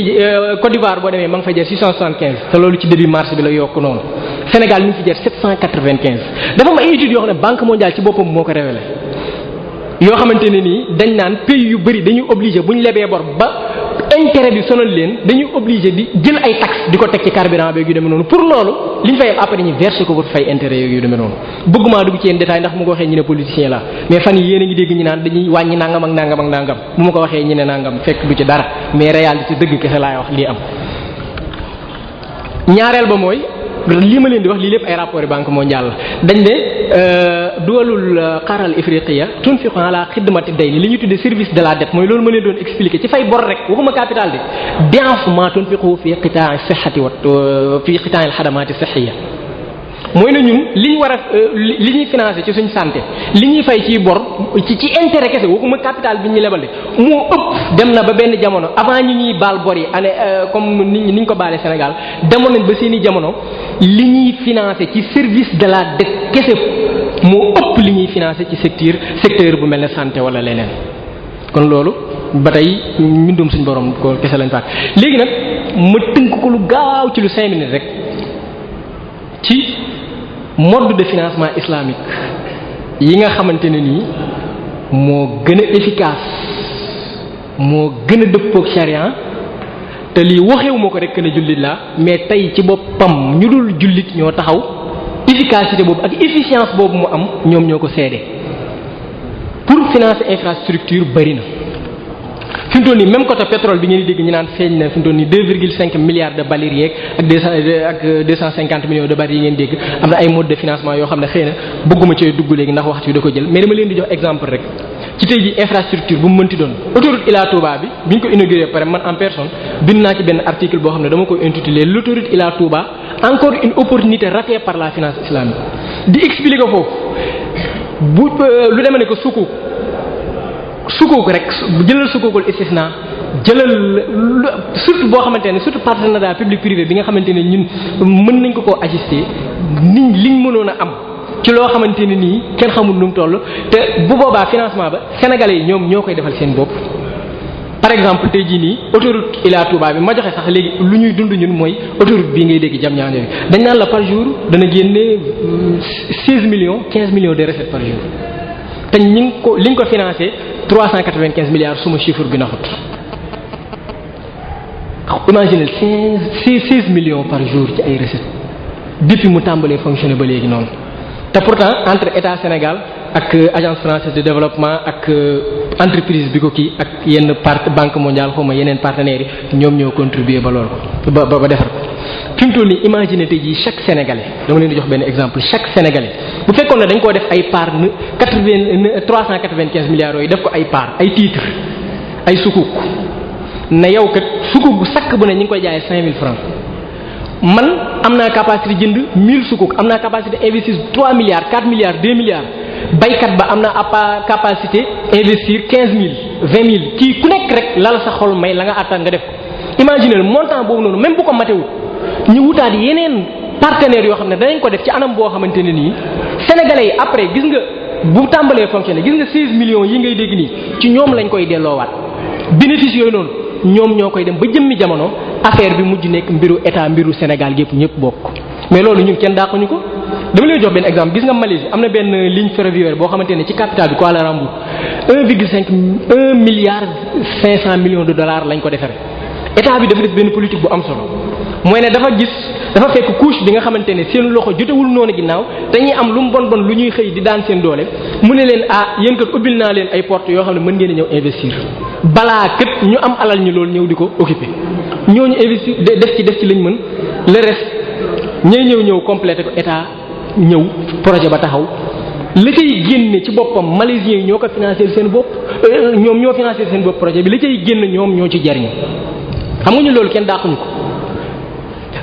da ngay gis même centrale yi ngay dégg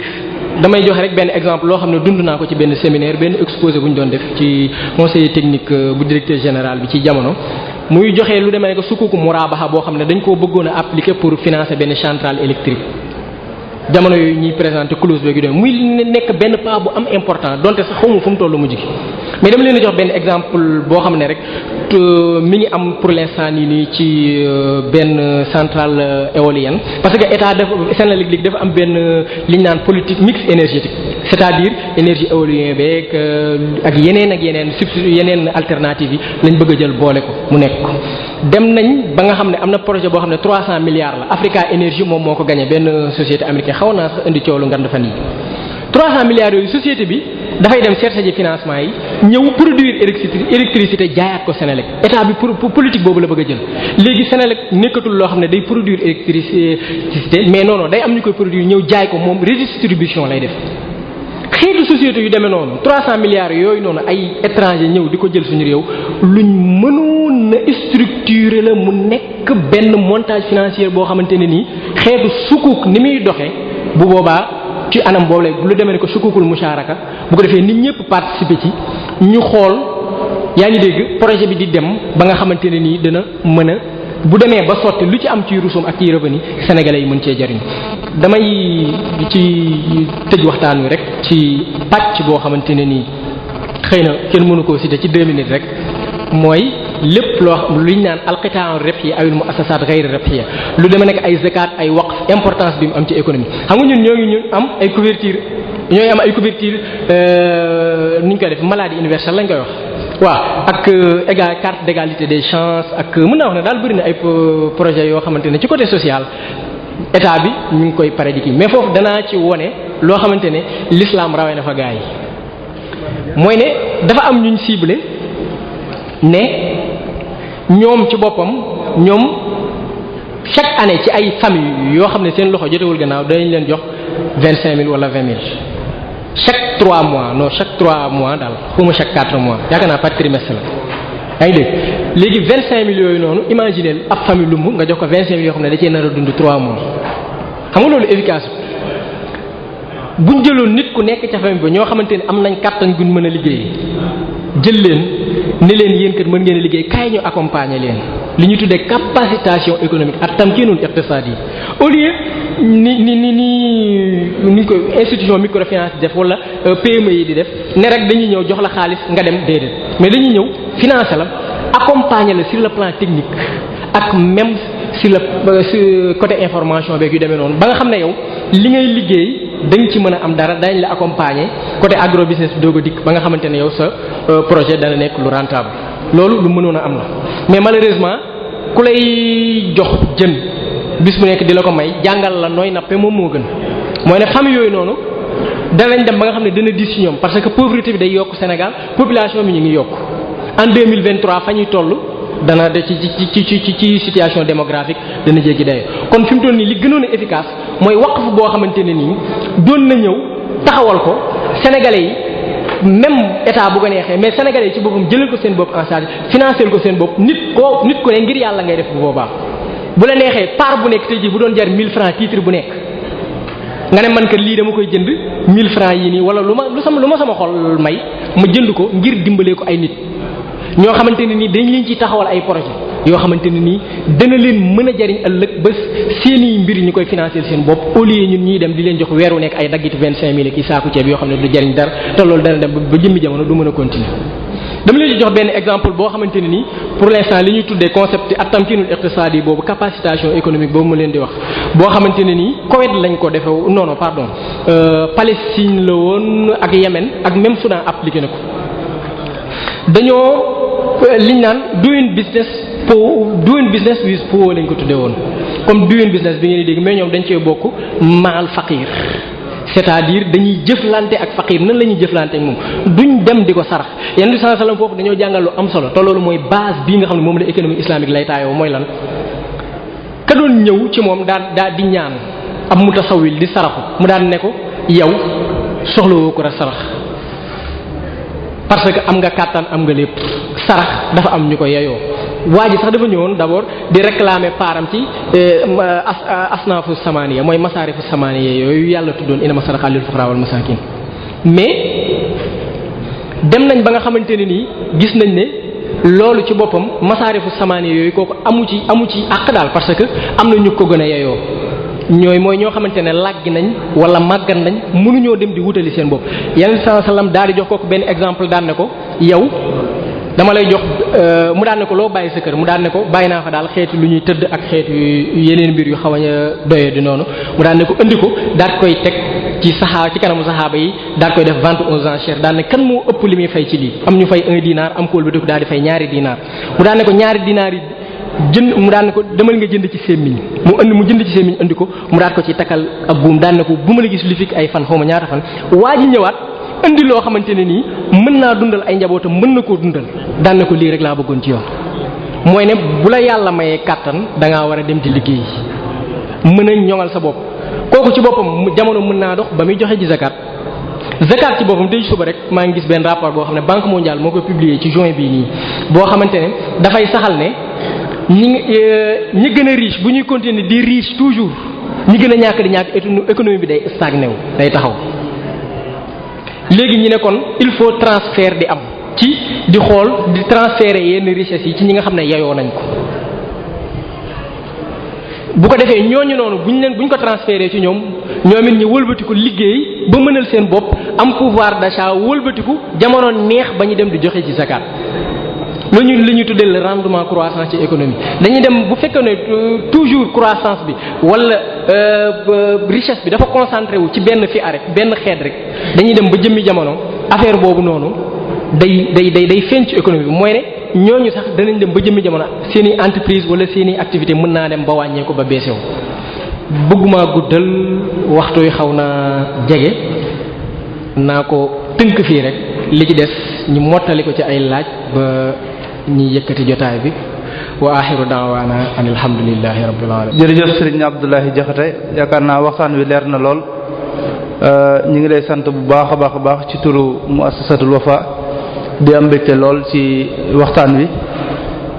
thème bi am na solo lool xam naa ni ñuy def mooy dañuy jox sëñ Mouhamad Mbacke mu def ab taxaw seetlu ci li nga xam ne moom la sëñ bi doon waxtaanee su ko defee ñuy fàttali mbokk yi rek ne. suba insha allah Mouhamad si moo fi war a ñëw def waxtaan te ñu gën koo xam ci Tunkara def waxtaan ci Sénégal ilal amam maanaam Sénégal ca kanam su ko defee bu noppee sëñ Mouhamad bu noppee ñu jàllale laaj yi nga xam ne moo aju ci lii sëñ bi doon waxtaane li ñuy def dañuy jox sëñ Mouhamad mu def ab taxaw seetlu. bismillahi rahmaani rahim. alhamdulillah wasalaatu wasalaamu ala rasulillah sayidina muhammadin wa ala alihi wa sahbihi wa man wala mbokk yi ñoo ngi nuyu bu baax sunu mbokk sunu gan gu tedd gi di rafetlu waxtaan wu am solo wi nga xam ne defal nañu ko ci yokkute ak ni ko lislaam maanaam buñ ko dee xool ci gisiinu lislaam muy sëñ bi waxtaan woo xam ne am na solo trop leer na itam naññi li ma ci njëkk a seetlu rek mooy bu ñu xoolee taqdim bi maanaam muqaddama bi doon na bari na ay terme ak ay expression yoo xam ne dafay laaj ñi nga xam ne boroom ixtisaas lañ, maanaam am nañ ak yër, am nañ ak yittewoo pour xëy na mën koo xam dëgg-dëgg. waaye buñ ko doon gàttal dañuy wax ne daal dafa mel ne waxtaan wi mooy al islaam huwa al xall, maanaam jafe-jafe yi ñuy wax ak ñàkk jëm ci kanam gi nga xam ne réew jullit ñi rawatina sunu réew mi ngi koy jànkonteel, dafa mel ne l'islam mooy solution bi nga xam ne yoon wi mu indi ak njàngale mi mu indi ak yoon wi mu tëral moom rek moo ñu mën a génne ci jafe-jafe yi. sëñ bi sëñ Abdoulaye wax ñu bàyyiloo ñu xel bu baax a baax ne sukkandiku ci ñi nga xam ne ñooy tubaab yi ngir wax ne dañoo bëgg a jëm ci kanam daanaka ñàkk a xam suñu bopp la, ndax tubaab yi moom duñu dimbale li suñu borom wax ne wa ta'awunu 'alal birri wa taqwa, ñoom seenu dimbale ñu du gannaaw ñoom duñu dimbale kenn ngir yàlla. dimbale googu mu mel ni dañ la koy dimbale ci lu ñu lay lebal, conséquences yi mu am sëñ bi junj na ko, ndax dana am ay jafe-jafe yoo xam ne ay jeexit yu muy jur ci jikko yi askan wi, ci seen économie ak ci seen culture. loolu sëñ bi wax na ko baax a baax, waaye wax na tomb bu am solo muy li nga xam ne mooy laytaay yokkute googu bu ñuy wax, maanaam développement boo gis, économie boo gis dafa am loo xam ne moo koy laytaay, muy lu am solo, muy ay jikko ak ay valeur, ay principe yoo xam ne am réew bu fekkente ne bëgg nañu jëm kanam te bàyyiwuñ xel jikko yooyu ak valeur yooyu, bu ñu amoon ay montagnes or tamit duñ mën a dem ci kanam. loolu lu am solo la, maanaam wàllu jikko yi. moo tax ngir mën a jëmmal yokkute googu mi ngi tàmbalee ci soppi, ni ko noonu la ko waxee, soppi yenn tolluwaayu xel yi, yenn xalaat yi ak yenn giseen yi, ndax ni ngeen ko waxee dafa mel ne économie ab comportement la, maanaam al-iqtisad sulukun bashari la. dafa am comportement boo xam ne ci nit ki ni muy dundee, ci ni muy gisee. ndax al mazhabul iqtisadi bu ñu koy wax muy la doctrine économique mi ngi juddoo ci pas-pas ak valeur ak jikko yi nga xam ne moom la askan wi dund wi ñu am. ci loolu ci la yoon wi ñuy jaar pour dem ci kanam, maanaam ci lay sukkandiku. mu junju wax ne bu fekkonte ne laytaay yooyu, maanaam dañoo delluwaat suñu jikko ak suñuy valeurs yi nga xam ne moom lañ am. mu joxe ci exemple ci Cheikhuna Ahmadul Khadim ci kasbul xalaal ni mu ko gisee, ndax al mazhabul iqtisadi dañu wax ne kenn mënu koo tàqaleeg, maanaam mooy dañu wax ne al mazhabul iqtisadi yattasilu ittisalan wafiqan bi aqidati al mujtama wa falsafatihi wa nazratihi ila al amma ila al kawni wa alaqatihi bihi. doctrine économique te mooy gisin wi nga xam ne moom la askan wi gis ci yokku mën a jëm ci kanam, dafa kenn mënu koo tàqaleeg ay pas-pasam ak ay gëm-gëmam. man ne buñ jëlee tarbiya bi nga xam ne moom la sëriñ bi doon def ci taalibe yi ci bañ leen a xeebloo benn xeetu métier, mu joxe ci exemple ci ñaari taalibe yoo xam ne bokkuñu woon ay métier. kii dafa doon yëngu ci métier moo xam ne ci gis-gisu ñenn ñi dañoo jàpp ne métier mu suufe la, donte métier mu suufe amut. am ci keneen ki ci des di yëngu ci leneen loo xam ne dañoo jàpp ne ab noble wala ku bokk foo xam ne daal maanaam loo xam métier yoo xam ne dañ koo fonk. bi mu ñëwee ci wan leen ne l'islam dafa soxla métier yëpp, mu jël ki nga xam ne da doon jàngale defloo ko lu mel ne beneen métier moo xam ne xamee wuñ ko woon loolu mooy il faut ñu delluwaat ci suñuy pas-pas ak ci suñuy gëm-gëm. kon bu fekkente ne dañoo nekk ci réew moo xam ne dañuy xeeb ay métier wala dañuy am ay gis-gis yoo xam ne dañ koy am ci wàllu métier yi, loolu mën naa gàllankoor sunu yokkute. waaye am na tomb bu ci am solo, ndax xam naa ne waxtu wi du maye ñu dugg ci tomb yépp, waaye am na ci tomb boo xam ne mënuñu ko ñàkk wax, te mooy ci fii mu ko waxee surtout mooy dafa fàttali benn masuliya, benn warteef boo xam ne képp koo xam ne da nga yeewoo ci réew mi, waaye rawat na nga doon ku bokk ci Serigne Touba, mu ne war nañoo bàyyiwaat xel bu baax a baax moom li mu indi moom sëñ bi, maanaam ñi yàlla dogal ñu am xam-xam gis li sëñ bi bind, xam ni mu doon dunde, ñu jéem a génne ci ci dundinu sëñ bi ñu génne ci ay valeurs yi nga xam ne maanaam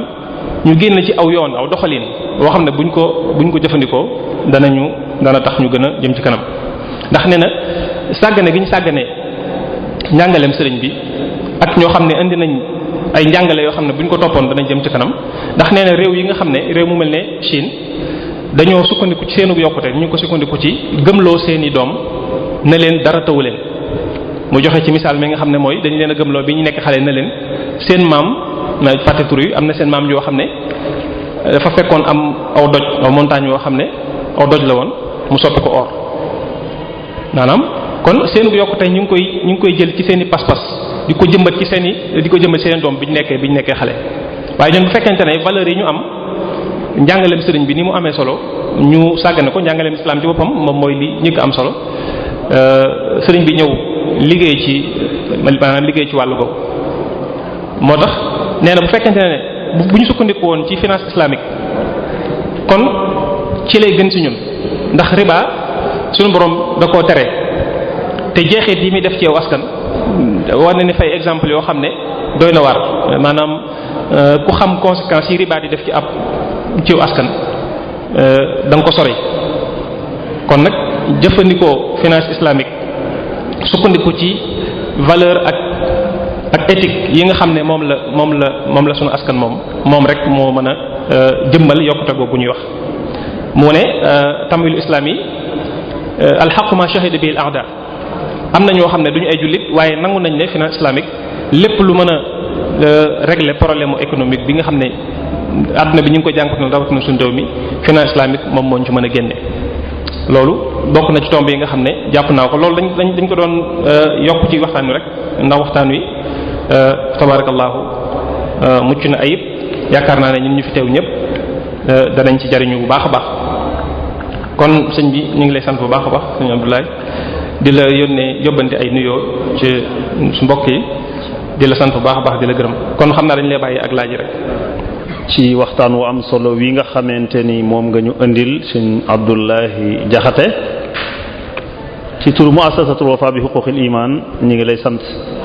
goo xam ne am na fu mu tàmbalee waaye amul fu mu yem mel na liñ doon séentu ci waxtaan wi mu yokkute koom-koom ku déglu waxtaan wi te bàyyi ko xel di nga ci am lu kawe ci aw déggin l'islam mooy diine ji nga xam ne dafa matale bàyyiwul dara wet gu nekk l'islam joxe na fa lu mat sëkk loo xamante ni doy na sëkk waaye ñu fàttali mbokk yépp ni insha allah bu subaa professeur Mouhamad Sy ñu gën koo xam ci turu Tunkara nekk ci 2STV yor benn émission bu ñu wax Sénégal ci kanam moom lañ fas yéene séqal jataay bi bu altine Cheikh Sam Mbacké moom la ñuy dalal ci xaralay nosug waxtu wi talaata al oustaz Fallou Gueye moom la ñuy dalal muy def dawru zakat fi mukafahatil faqri mooy ni azaka di xeexe ak ñàkk alarba al oustaz Ahmadou Bamba Seck yoonu tabax am njàng ci la ñuy dikkal ngir nu man koo xam wala nu gën cee mën a am yokkute alxames Cheikh Khadim Moustapha Lo moo ñuy dikkal ci suñuy jafe-jafe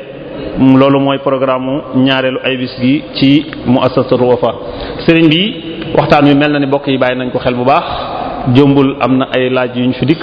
donte dañ ko bind ci weneen wàll wi waaye kon di nga ci tànn yi nga ci mën a tontu rek incha allah tontonte ko kon ñu bàyyi ñu delluwaat la kaddu gi incha allah ci mbokk yeeg laaj yi. jërëjëf sëriñ bi jërëjëf am na mbokk yu fi indi laaj waaw ci nasaraan sax lañ ko laajee donte laaj yi am na yu xaw a nuroo nag waaye dañ ci pour ñu gàttal rek jël li ci gën a am solo bii dana quel est le modèle le plus efficace entre le modèle chinois et le modèle américain le modèle économique bi gën a efficace daal entre boo jëlee bu chinois yi bu américain yi man bu doon mën a dama naan modèle chinois yi moo gën a efficace lan moo tax exemple bi ma doon joxe ci riba rek feeñal na ko det bi li États-Unis yore ci bor tey li muy nekk réew mu avancé li muy nekk réew mu mag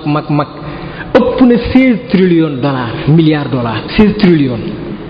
trillions dollars loo xam waxuma 1000 mooy ne benn 1000 milliards bu nekk mooy 1 trillion lu mat 16 trillions ba nga xam ne am na yenn économistes yoo xam dañoo am ak tiit que ne lii États-Unis du ko mës a fay exemple bi mu leen jox ci 2600 milliards yooyu dal ba ci 1800 milliards yooyu ñu baal Sénégal am na ñoo xam ne dañ ne baal rek lañ ko mën a def wala économie bi s'effondré wu daanu mu jeex tàkk une bonne fois pour toutes wala soit benn système bu ñu jël lépp mooy quantitative easy lañ koy wax. quantitative easy c'est-à-dire chaque année wala chaque période damay fàtte banque centrale réserve fédérale dafay tàppe ci xaalis benn montant boo xamante ne ni da koy joxe te loolu comme sax waru ko mais pour fay ko ñoom foofu lañ mujjee fi mu toll nii ci loolu la ñuy dox quantitative easy réserve fédérale bi di génne ay xaalis di ko defar di ko fay bor noonu lañ ko bëgg a jàppoo ak ci yeneen mécanisme yeneen question yi presque moom bii mu laaj rek moo yem ñaareel bi mu ne agriculture mbay ndax est-ce que l'agriculture sénégalaise peut assurer son propre développement mbay d'accord mbay moom ku ne xam ne Sénégal mënta développer lu dul mbay pays yi ngay gis fii yépp ñu développer boo gisee liñ naan économie dañoo transformer seen économie mooy ne dañoo amoon ay ressources naturelles soit ñu jël ko exploiter ko defar ci lu nit mën a jariñu wala soit mbay moomu noonu ñu jël ko produits yi ciy génne ñu diversifier ko génne ci yeneen produits yi fexe ba nga xamante ne loolu mën nañoo dem feneen di ko jaay mu mën leen a jariñ loolu moom moo ëpp avantage. Deuxièmement mbay ci Sénégal danaa ci soulever benn question problème la bu ngant parce que boo gisee ci vallée bi baykat yi ngay dégg ci vallée bi ñooñu dañuy bay ci saison bi di bay contre saison te lépp parfois banques yi ñoom ñoo leen di lebal la plupart buñ bayee ñenn ñi ci saison comme côté taw beeg yooyu noonu dañuy am jafe-jafe bay contre saison bi lan moo koy waral mooy taux d'intérêt yi dafay dem bay yokku léegi nag laaj na état bi politique bii mu nar a saxal ci mbay mu xool mode de financement islamique yi nga xamante ne nii dañ koo jagleel finance islamique da koo am te mu mënam bu baax soqali mbay musaara mi ngi fi musaaqaat mi ngi fi muxaarasa mi ngi fi salam mi ngi fi ñeenti produits yi xeeti formule de financement yoo xam ne mënees na koo sukkandiku pour développer mbay suñu réew waxtu yu bëriwul mënuma ci sori des na kon baax na léegi kon ñu jël benn question yi sëñ bii nii moom ci nasaraan la ko bind dane ma yenn historiens yi da islamique yi sax la wax waaw moom dafa fësal ne ci muarrixuuna islamiyuuna yi dañ ne xam naa da ngeen a jàpp ne nasaraan laa jàng waaye arabe laa jàng maa ngi jéggalu parce que thème bi ci boppam nature bi moo laajoon am na loo xam ne bu ma ko doon def ci arabe day xaw a kii daal mooy ne da ngay jógee ci day mel ne mënuma ko expliquer daal sëñ Amel mi ngi koy junj sànq mooy ne parfois dañuy da nga obligé wax loo xam ne ci làkku jàmbur lay doon boo ko jéemee wax ci sab làkk ruuxu mbir ma day dem wala soit na nga ko bëggee ñu dégg ko day des moo tax loolu maa ngi ciy jéggalu mbokk yi bu baax a baax a baax loolu moom ngeen kii ma ko ndax sama defalu ñu bëri dañ ma koy wax ci question bi muarrixuna islamiyuuna yi ñenn ñi dañ ne développement réew mu mel ne France wala pays occidentaux yu ci bëri ci l'islam lañ ko tibbe asl ba cosaan la l'islam la loolu ci boppam tontu ci lu yomb lay doon ñoom ci seen biir damay fàtte benn je ne sais pas nan la tuddati moom dafa taxaw te loolu dafa leer mooy ne depuis jamonoy Charlemagne ak xawma kan moo nekkoon ci xukuma islamiye yi am na xeetu montre boo xam ne jullit ñee ko njëkk a defar yaa ngi dégg jullit mu dem jël ko jox ko benn roi bu nekkoon France affaire boobu jaaxal ko yaa ngi dégg ñoom ñi continuer seeni coopération di dem ba ñu jël ay nit di leen indi ci monde musulman nit ñi leen di former di leen jàngal ulum tajribi yi science expérimentale yi lu gis nga boo gisee ay Ibnu Jubayr moom ngay dégg ñi jàng nasaraan di jàng mathématique moom lañ naan algèbre Farabi ak Kindi mooy ne gis nga Ibnu Khaldun ci économie bi ñuy wax am na ay ñoo xam ne ay sociologue lañ nee nañ gis nga dañ naan ki nga xam ne moom moo sos économie Adam Smith lañ ko mais boo demee ci muqaddimati Ibnu Khaldun lépp lu Adam Smith ci wax Ibnu Khaldun jiitu na ko ci loolu rek day firndeel sëñ bi laaj question bi tontu ci loolu. ñaareel ba Andalus ay jamono ay boroom nekkoon na benn markaz benn centre boo xamante ne nii lu bëree ci Occident bi fa lañ ko formé ñooñu après ñoo wëlbati ko dem mooy ne boroom xam-xam yi ñoo xam ne ci wàllu science ak yooyu noonu du jeex comme ay Hasanul Haytham ak ñeneen. léegi ñi bañ a guddal ci foofu ñëw ci question Pourquoi beaucoup de pays africains s'appuient sur l'aide extérieure pour assurer leur développement? Lan moo tax dëkk Afrique yu bëree ñuy sukkandiku ci ndimbalu pays occidentaux yeeg yu demee noonu. C'est que am na nuñ ñu noote nuñ ñu naxee ba nga xamante ni ñoom bëgg ñoo perdre contrôle suñ kaw. Toujours di ñu nax gis nga ci ajustement structurel yooyu mu leen doon wax sànq dem na ci ba ñiy gëmloo nañu moyen d'état milieu d'état naan ñu nuñ koy waxeeti sax dem nañ ci ajustement structurel yooyu ba nga xamante ne nee nañ ministère du plan ba nga xam ne dañ koo supprimer woon ci ay jamono te loolu ajustement structurel yi moo ko waral te indiwaat ko ci jamono ji ajustement structurel yi moo ne woon yéen soxlaatu leen ministère du plan ñun lépp ñu leen koy defal. xam nga kon ñooñu noonu Lamine Gueye danaan wax naan tout ce qui est fait pour nous sans nous est certainement contre nous lépp loo xam ne ñu ngi koy def di ñu naxe naan ñu min ajlinaa suñu maslaxa la suñu lu yéwén la ci ñun loolu nañu leer ne dañ ñuy nax te gis nga lii nii gis nga FMI ak Banque mondiale danaa leen ci wax gis nga gouvernement fédéral américain bi am na benn jamono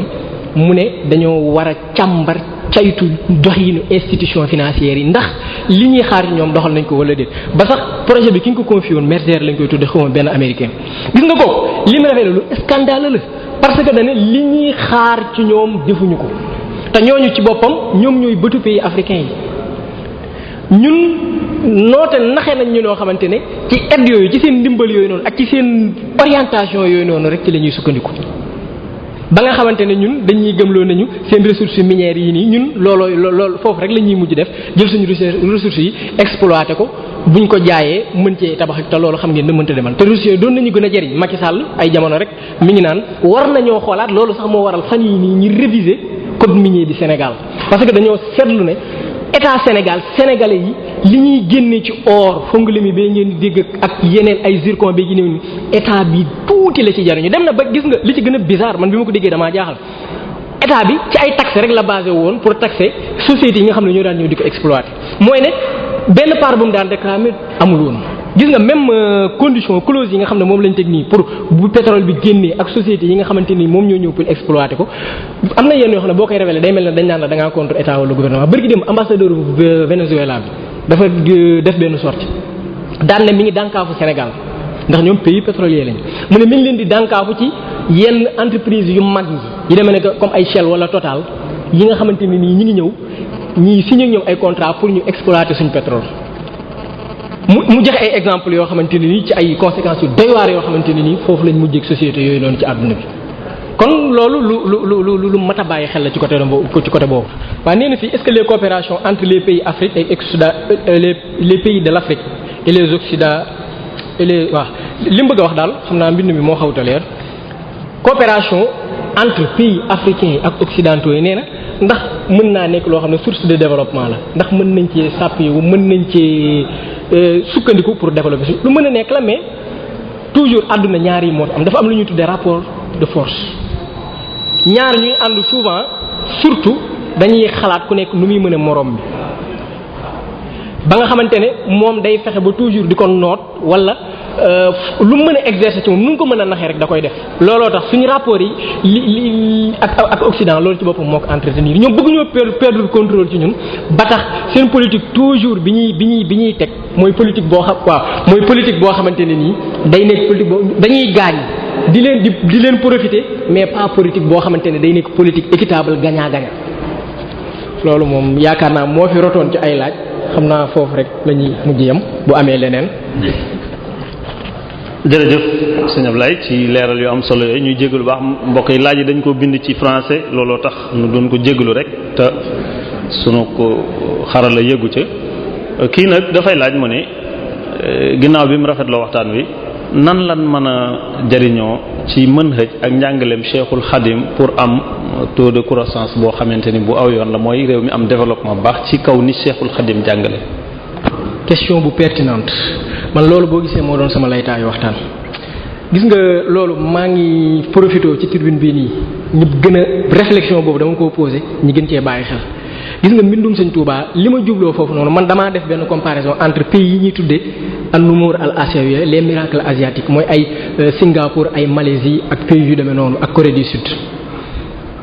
àdduna bépp ñu woon àdduna bépp ne leen ñun manuel économique développé wuñ suñu li économie manuel économique di wax ak li FMI di ñu di développé wuñ suñu dëkk. lan moo ko développé dañoo am ay propre valeur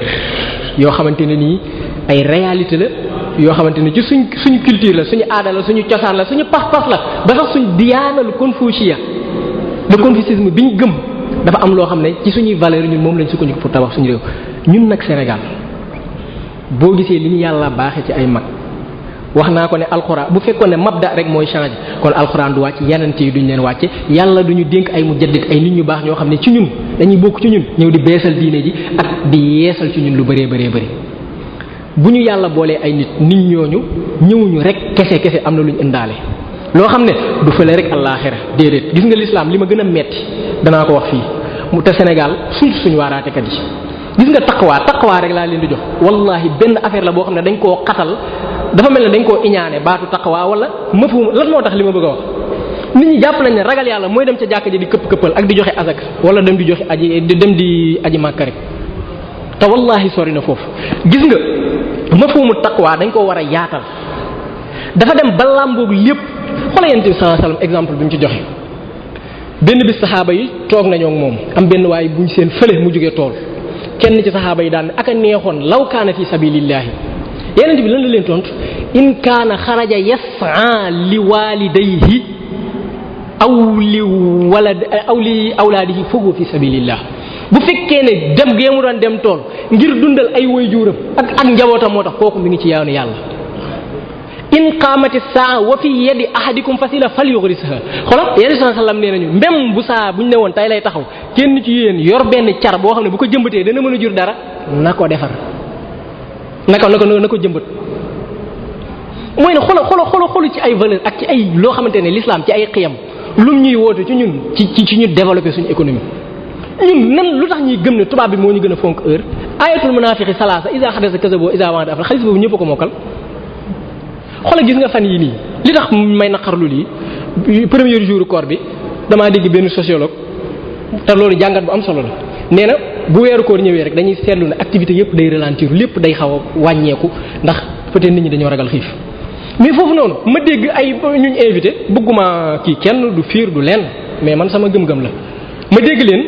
wallaay niñ tontoo après dama cee am lu ma bett parce que dama ne ñii dañoo tooñ l'islam parce que présenté nañ ko noo xamante ne nii l'islam melu ko wala l'islam jéggi na ko. imaginez nit ki nga xamante ne dafa woor yow boo waree danañ la tere lu bëree toog da ngay toog sa bërëbu liggéeykaay weer wu jot nga dem fayu ji mais loolu lan moo ko gën a dis ci responsabilité alal ji ngay fayu lañ la war a laaj loolu dafay bokk ci sa koor nan la mën a yàqee koor foofu ci boobu la ñu waroon insister ci respecter liggéey bi ci respecter waxtu yi ak liñ leen di li ñuy xaar ñoom ba nga xam ne lépp lu ci am ñi bàyyi ko ngir ñi sacrifier ko ngir koor gi rek na leen leer na ñoom ak yàlla la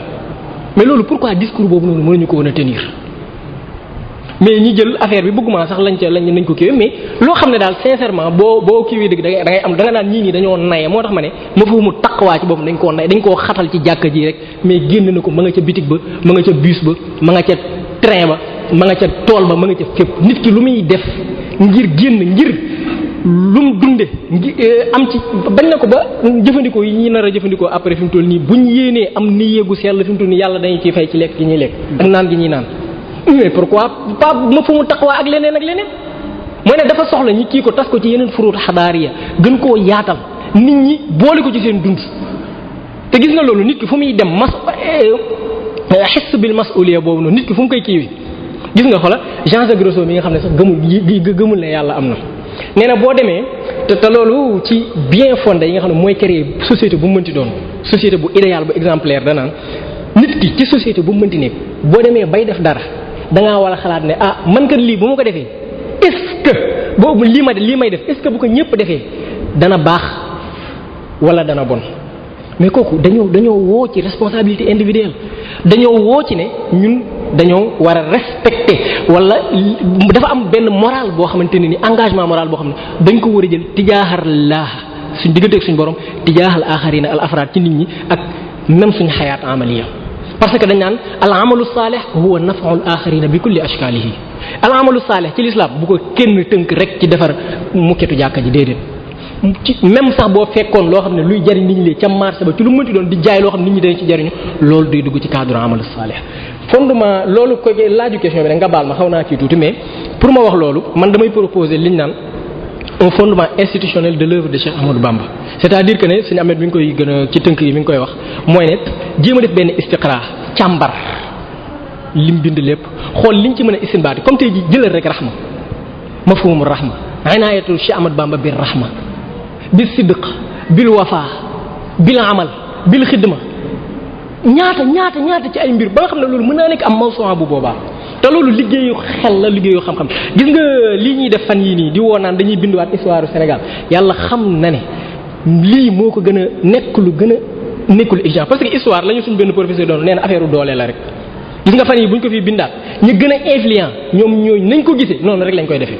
gis nga moom xool kenn mënu koo répété lu xas ba weesu lii nii kenn mënu koo defee moo tax man li ma gën a gis na moo gën a exigeant mooy sëgg ci liggéey bu mel nii mbindum mag ñi turaas bi ñu jéem ci góorgóorlu. xam naa dañuy njëkkante waxtu bi rek ki da doon laaj li ñuy wax bourse sociale yi nga xam ne ñu ngi koy def ci wàllu jigéen yeeg yooyu noo ko gisee ci wàllu bourse sociale yi. waaw ta'awunat an-nisaa'iyya yi nga xam ne ñu ngi koy kii loolu noo ko gisee ci wàllu taux de wàllu tanmiya wàllu économique da nga ko gisee. xam nga cof naa ci tuuti bourse sociale yooyu ngay dégg man nee naa boo demee ñoom parfois da nga dégg ñuy sukkandiku ci ne boo demee tubaab déggal bu enfant boo demee France chômeurs dañ leen di fay d'accord mais ñun dañoo soxla gis nga bourse sociale ki ko yeyoo mooy ki nga xam ne dafa làggi